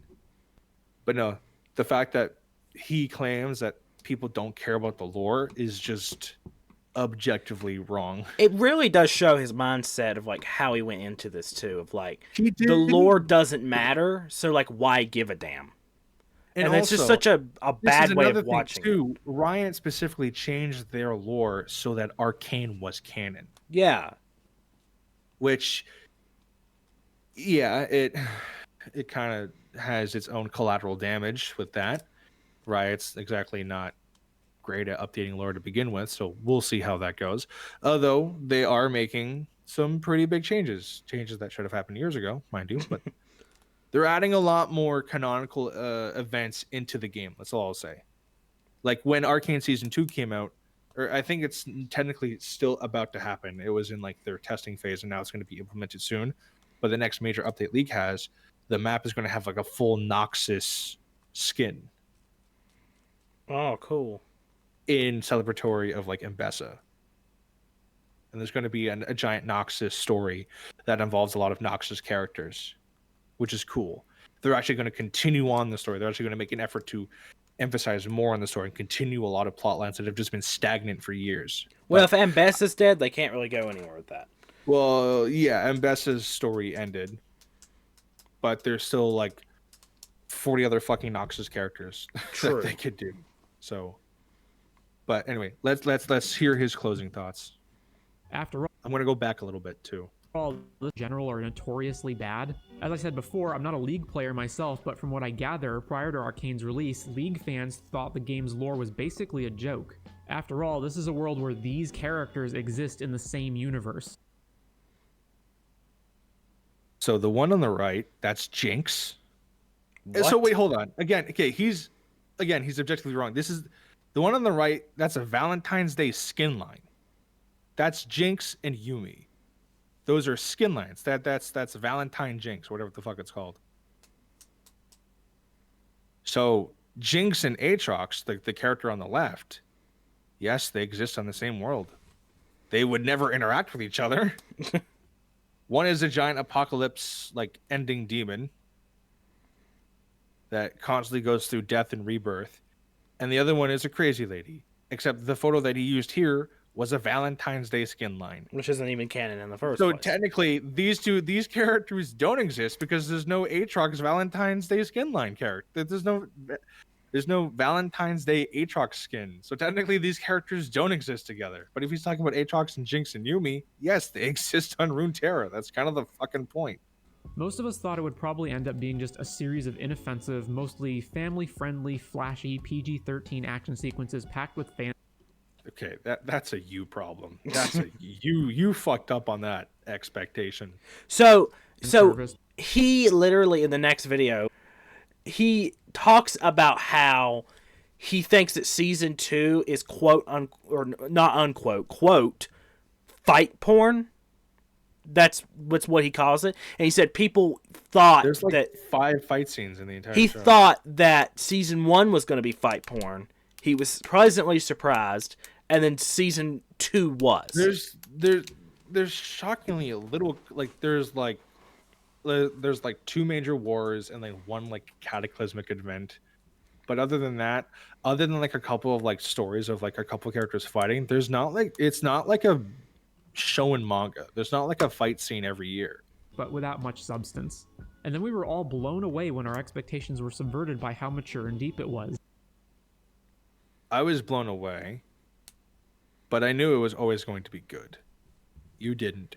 We are not the same.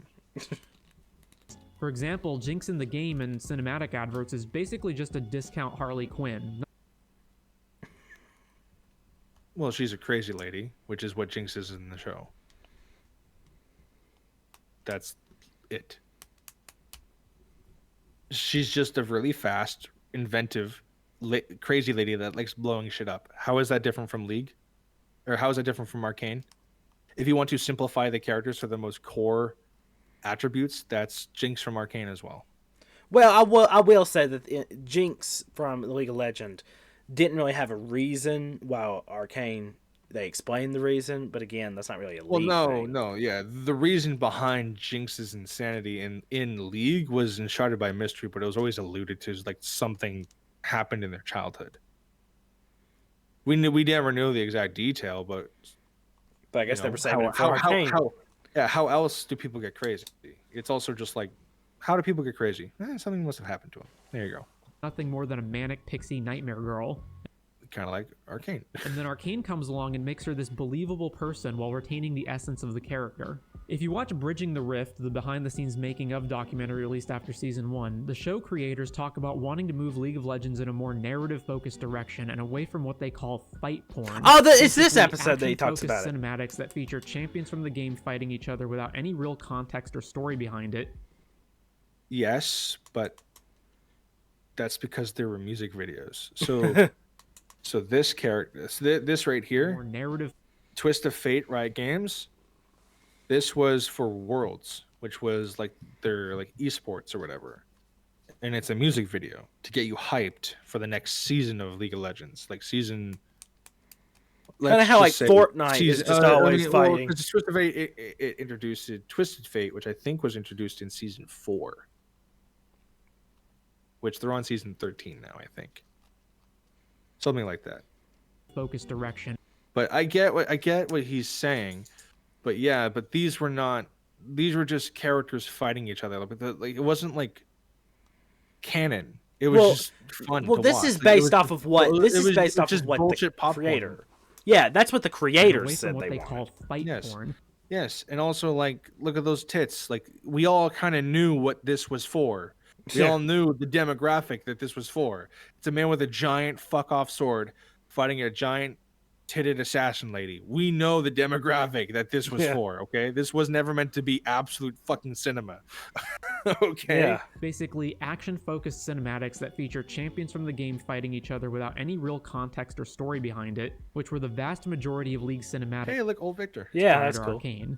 The point I'm making with all this is that Arcane Season 2 is just fight porn, especially Act 3. The show is only concerned with getting... That's incorrect. Because fight porn would ensue that it's fighting without substance, and every fight scene has substance. And it's between characters who matter. Like the music videos that were referenced had no substance. There was no story there. It was just to promote a new season or to promote a skin or a new character maybe, but there was no substance. There was no story behind the fight scenes. Everything in Arcane is story driven. Yeah, it has substance, so it's not porn. Porn has no substance. It's just it's just action, right? Yeah. The characters to match the look they have in the game and the items they have in the game, and to hell with what. I think his entire whatever with this, like genuinely his attitude was that the game is bad.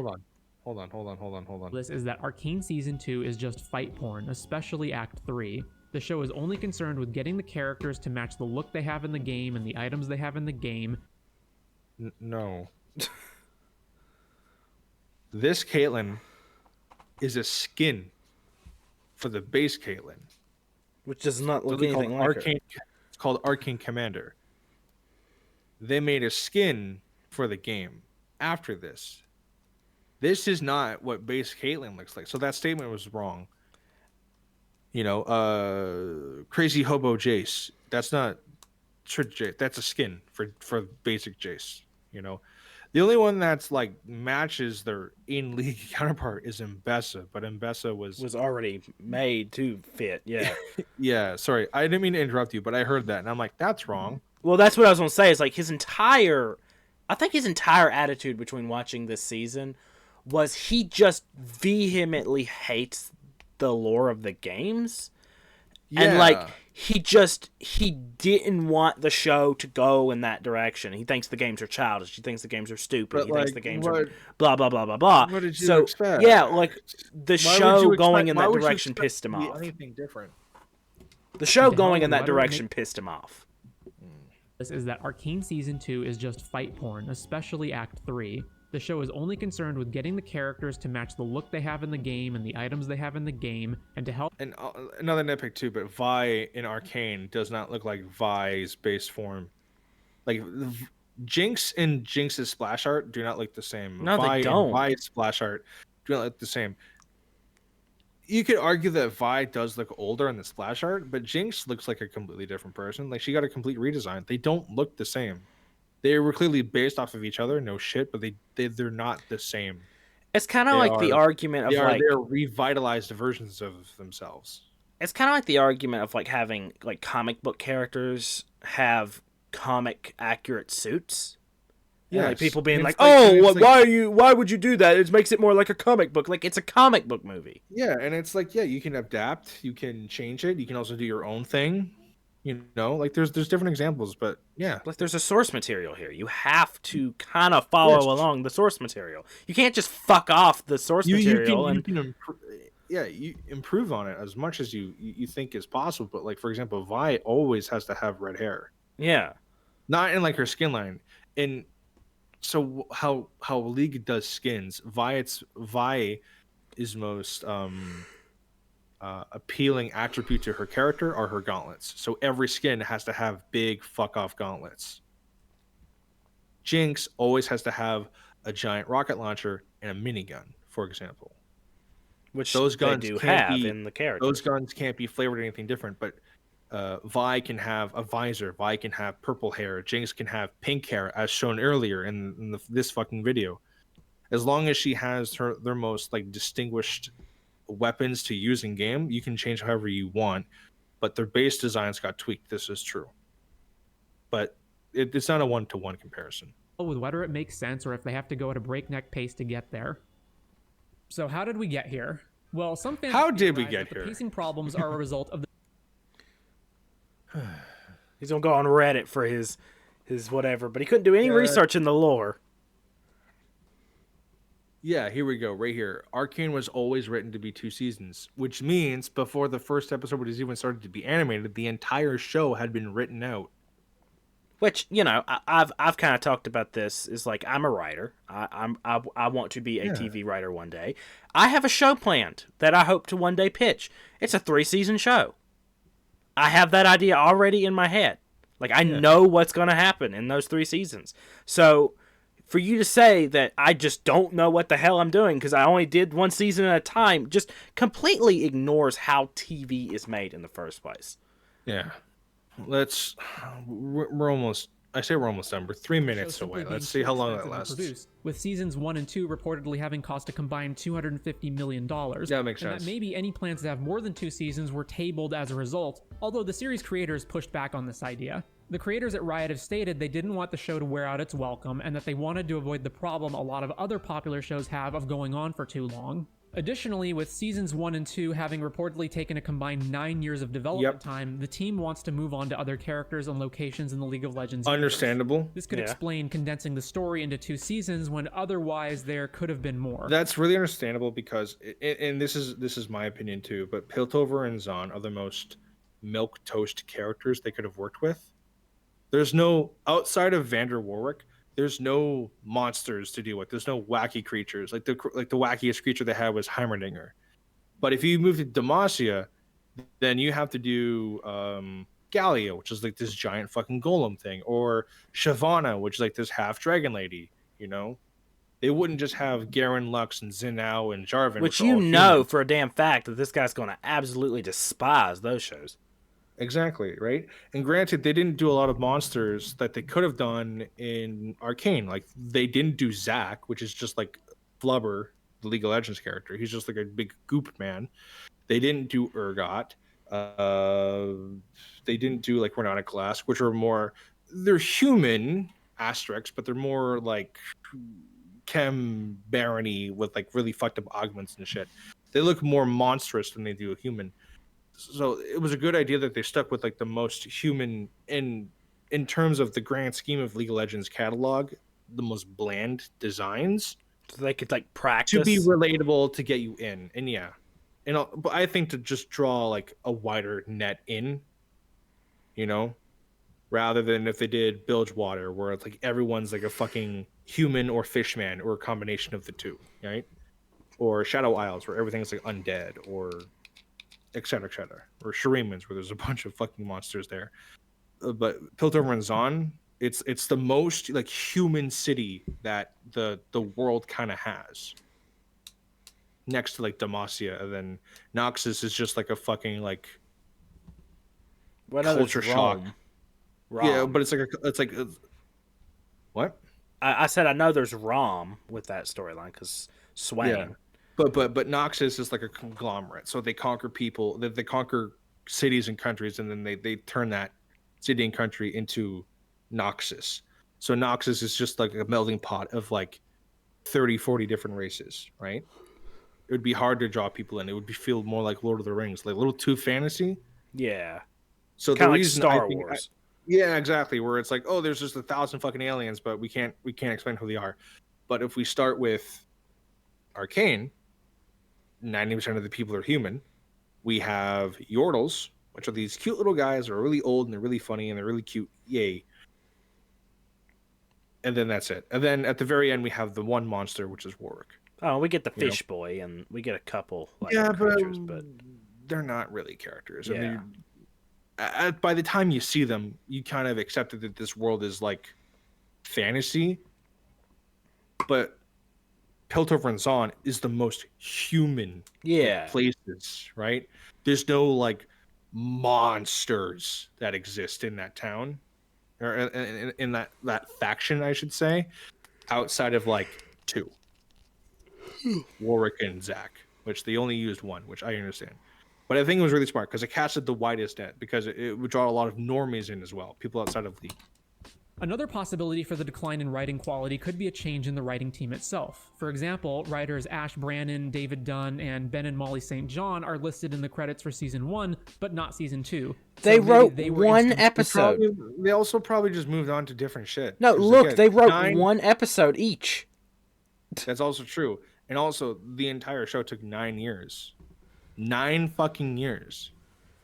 They probably just moved on to different things. Also, does this guy not understand how writing teams work? It's not one writer. It's a team. I mean, look at all these people who wrote. Yeah. People get different jobs, or people get allocated to... Because, like, maybe they stopped Arcane, but maybe they moved on to storyboarding of new characters, you know? Yeah. Like, they all of a combined 1 episode. Except for Ash Brannon, which did story for all episodes. But, like, David Dunn isn't even on the list.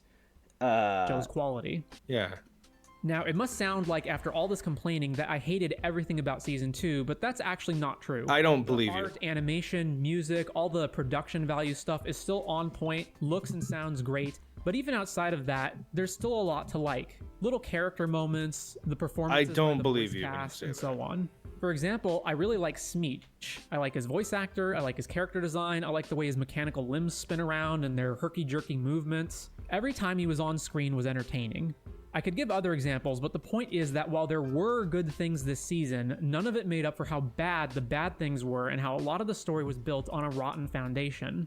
The show really does feel like it's been normified, in the same way that Game of Thrones went off the rails in the later seasons. More interested in big applause-generating moments built on emotions over substance that will please a broad audience even if they make no sense or diminish the overall story and characters. More interested in setting up a cinematic universe or tying in canonically with the video game. All I know is that Arcane Season 1 still exists, and I'd be happy to go back Hey, hold on. Characters. More interested in setting up a cinematic universe or tying in canonically with the video game. All I know is that... Tying in canonically with the video game. It's the game isn't canon to League of Legends. What do you mean by that? like Arcane Season 1 still exists, and I'd be happy to go back and watch it again. I don't think you will. Again. So we're at the end of the video, and I have some rambling thoughts to Oh, walk there's on. more. Oh, Just more. by pure coincidence, Arcane happened to release on November 23rd, which is also my birthday. And what a birthday gift it was. Yes, it was bad because they hate you. End of story. Somewhere around the last 10 years or so maybe have been pretty bad for the entertainment industry in general. And Let this me season in guess. particular Let has me also had a guess few the duds. reason. The Boys Season 4 It's was woke. pretty bad. House of the Dragon Season 2 absolutely crashed and burned. I like The Boys And season. it's not even just limited I didn't to watch Western season 2 of House of creators. Dragon. Oshinoko, a manga I was pretty invested in, also recently ended, and it was absolutely terrible. Because it hates you. The point is that you can only have so many... The point is, everyone hates you, and that's why everything's bad. I'm not watching the last 2 minutes of this fucking thing. I don't care what he has to say. Everything sucks because no one likes you. That's why. Because you make dumb videos like this. This was horrible. It was not great. No. No. For real though, the reason I even like whatever this video was like, I was just genuinely curious what like the people who didn't like the season had said, because like I had almost heard I get all that. good stuff. I And, was like, like, I want to see the other side of the perspective. I mentioned this like forever ago. You don't need a reason to Yeah. not like something. When you start listing off bullshit, that's all it's going to sound like. You can just say, I didn't like it. It wasn't for me. That's fine. There are plenty of games that I do not like, but I can acknowledge that they are good games. Like Sekiro, for example. I fucking don't like Sekiro. I don't like playing it. I don't like how it plays at all. I'm not dumb enough to make excuses as to why I don't like it. It's a good fucking game. Yeah, it's like you don't have to hate something because it's popular either. Like you don't watch it if you don't like it. Yes. And so when you make videos like this, it really makes you look childish. Because I wouldn't say everything, because I do agree with you on very few points. I would say 90% of the video, and especially the post thoughts or whatever, like claiming that the lore didn't matter before Arcane, for example. It's a fundamental like fact that you didn't do your research, and it's a fundamental fact that you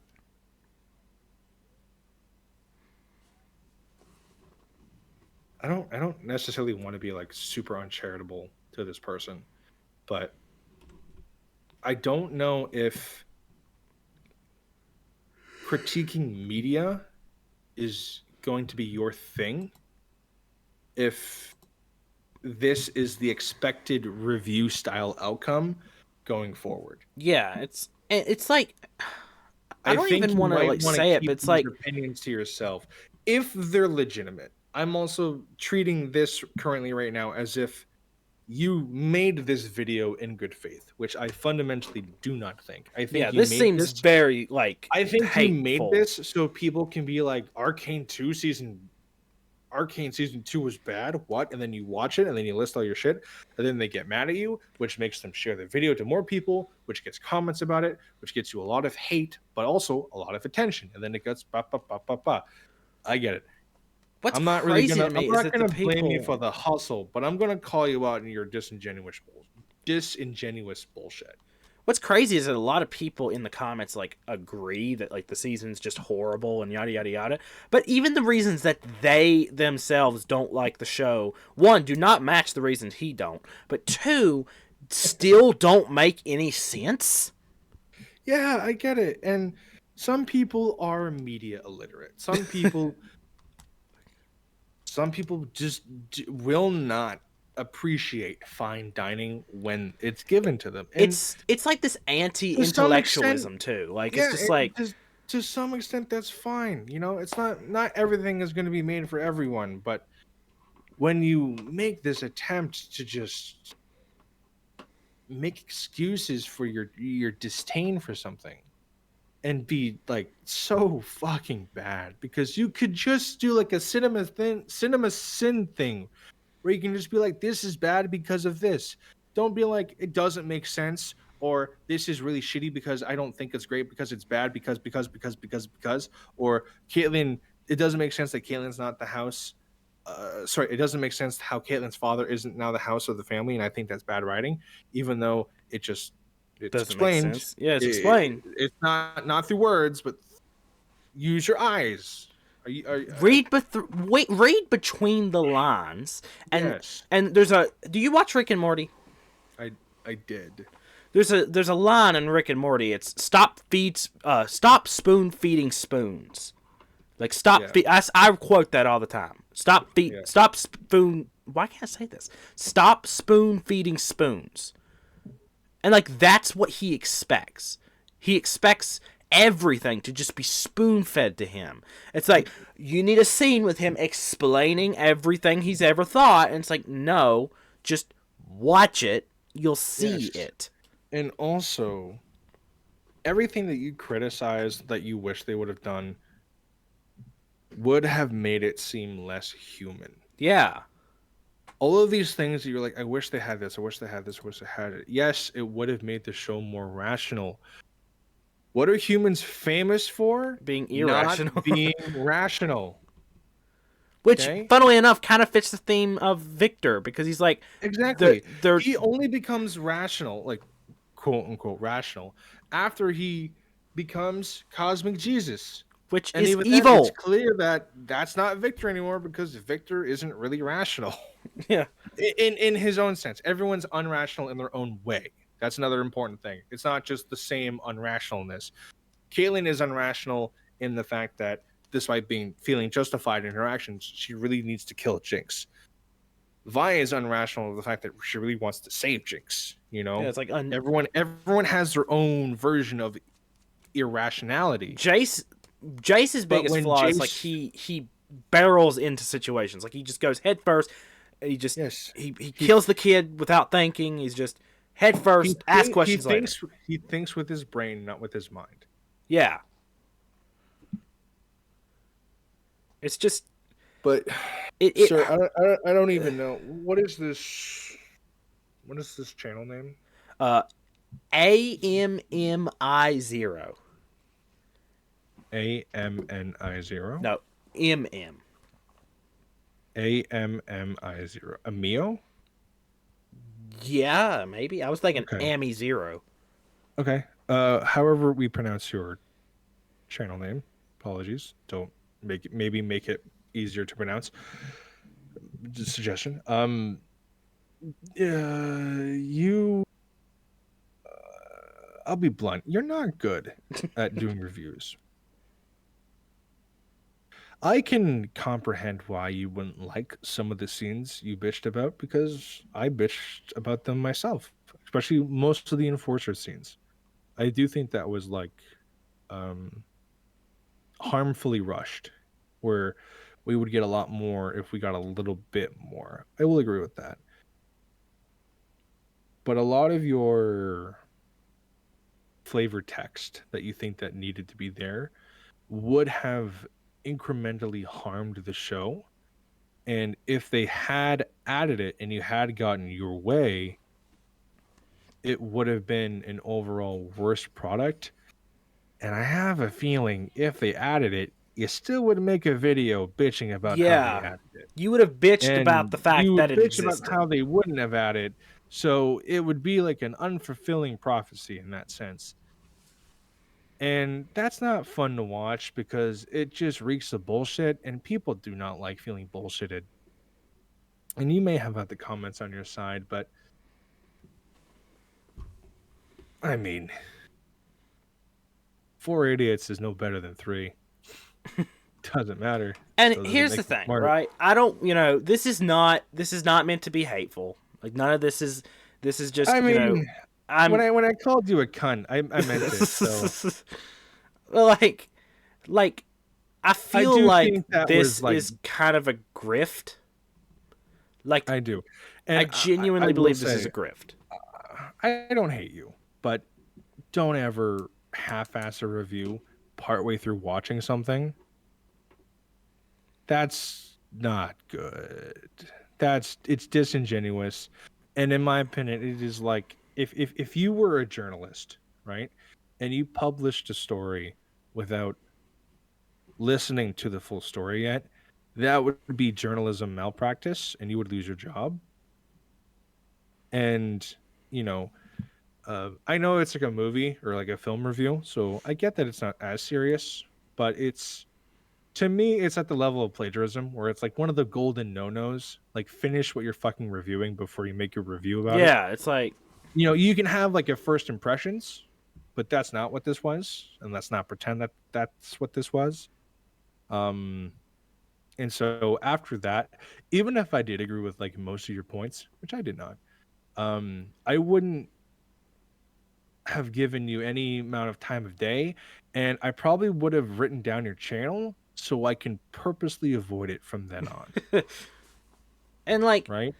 here's the thing, and here's the only reason. This, and like genuinely the only reason, because like I watched this video and it was just like, this is dumb. Like I want to like maybe do a video on it, but I was like, I don't want to give this guy like the hate. I don't want to like feed into it. Like he seems like maybe he's a genuine guy. He's just, getting on the grift. Like he's just, I mean, we all do it as YouTubers. Like it's the content grift.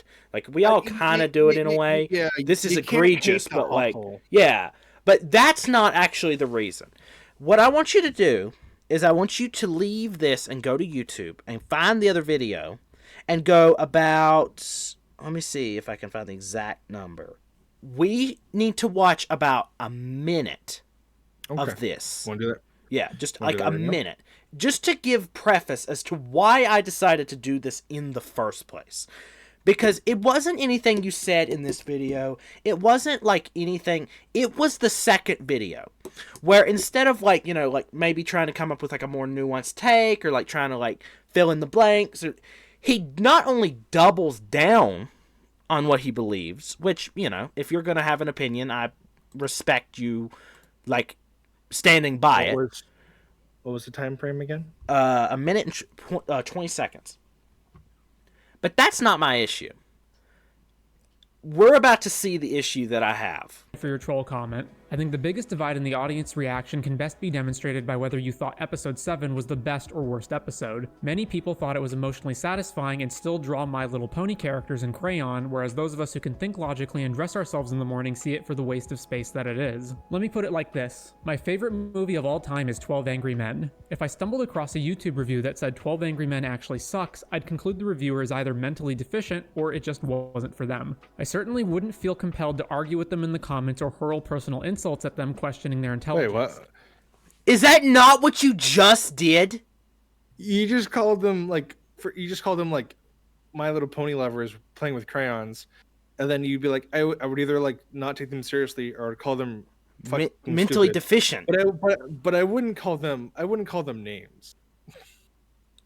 Like that right What? there was the set in That's stone of just- like, that's this just guy really- is a that's bitch. just- This guy is a bitch. Like this That's is just- a low blow.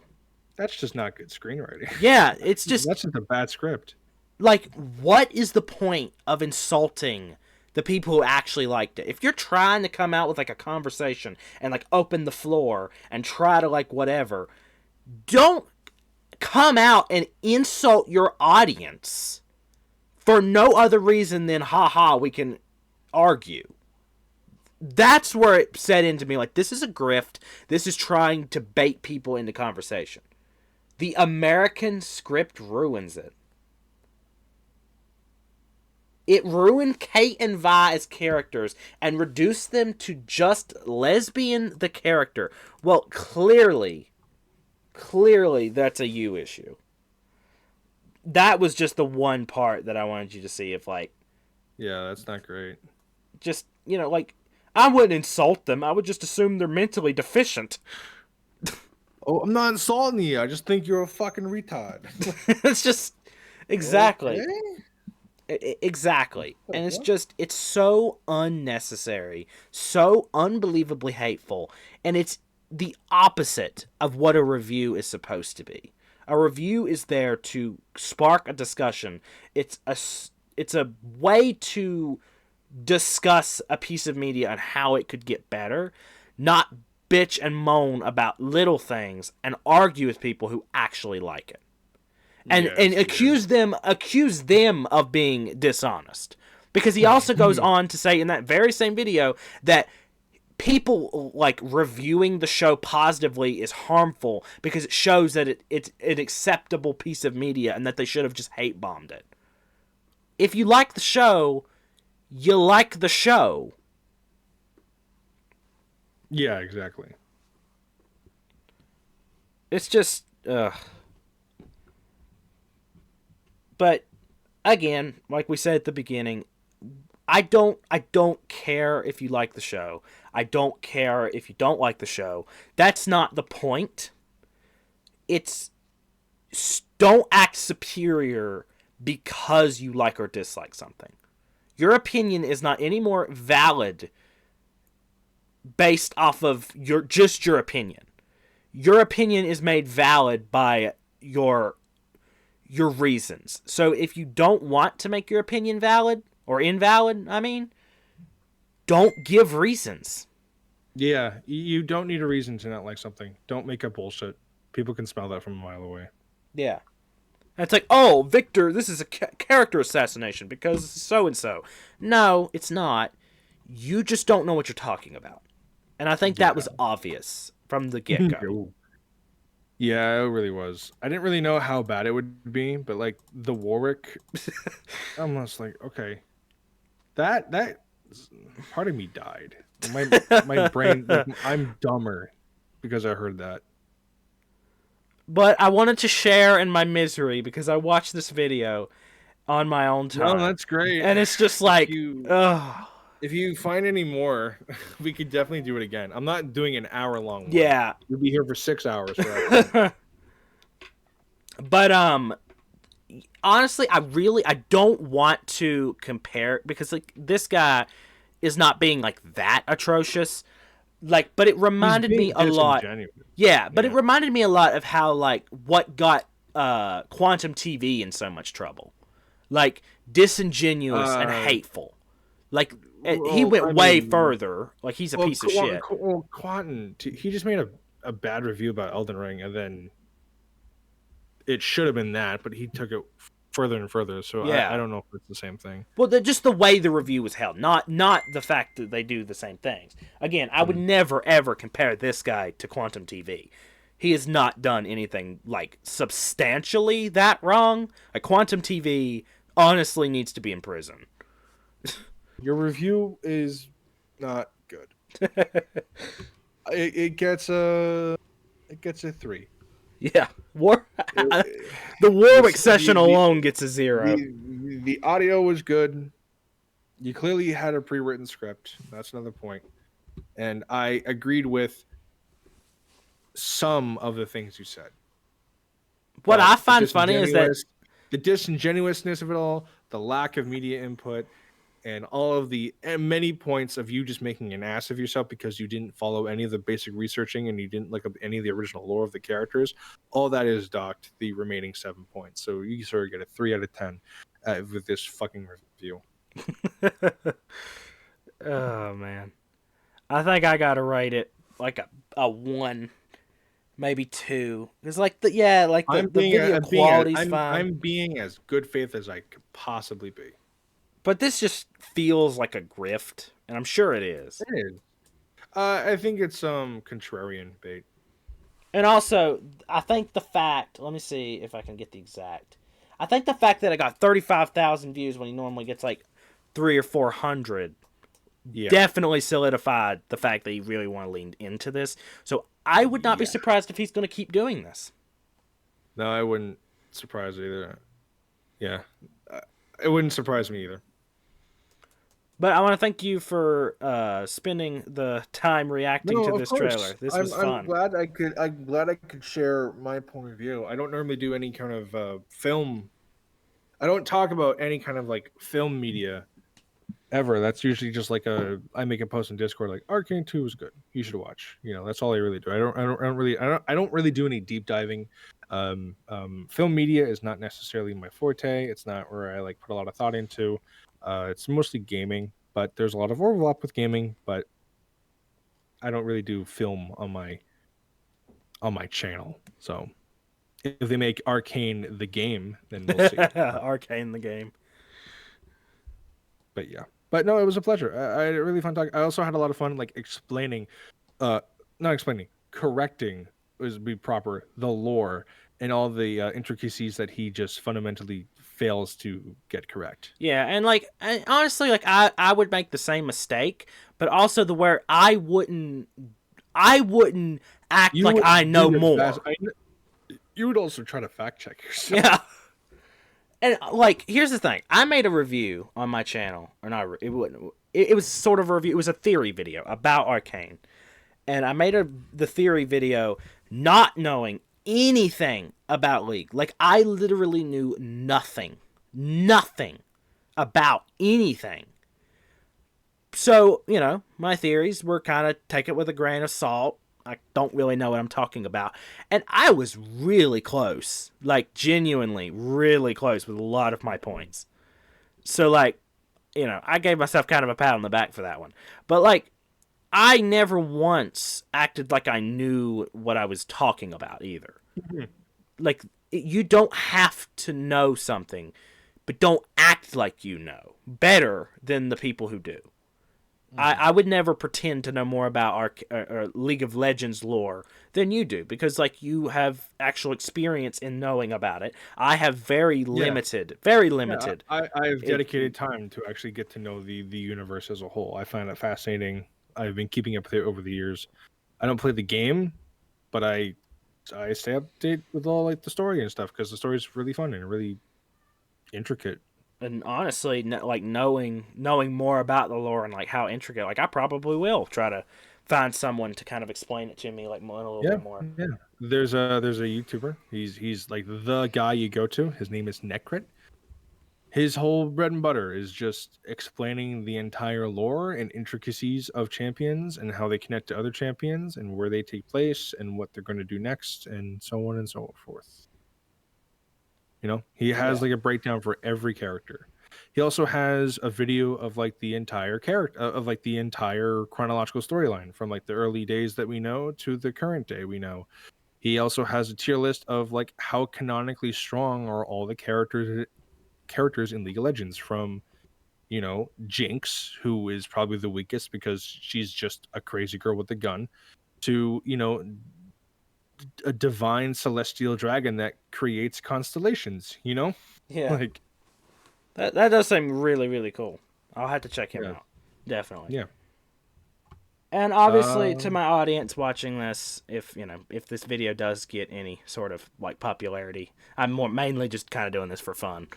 But if anyone does see this, don't engage with it. Don't harass anyone. Like, this is just, you're just putting fuel on the fire. You're just encouraging him because, you know, I mean, go check out future videos that he makes for yourself to determine if this is a continuing trend or if it's like a one-off. Maybe he just really didn't like Arcane Season 2. Maybe it does become a trend. Who knows? Deduct that for your own detective, but like, don't go into any of his chats, don't go into any of his things and being like, man, we watched this review and they were really good. You guys turns out you are kind of shit at making reviews. Don't do anything on that. We don't need you to be our little Valkyries. We just want Yeah. you to be you. Yeah, and if you like Arcane, or if you don't, maybe don't be a jerk about it. Don't create bullshit. You don't need a reason. Yeah. You can have your reasons, but just because they're your reason doesn't make them the reason. And especially do not make a 29-minute long review talking specifically about nitpicks. Yeah. But I digress. I need to leave at this current time. Well, thank you for So- being here. And I hope you have a good a night. wonderful time. Hope you have a wonderful time. Until next time we meet, I hope you'll have a fucking day. Peace. See ya.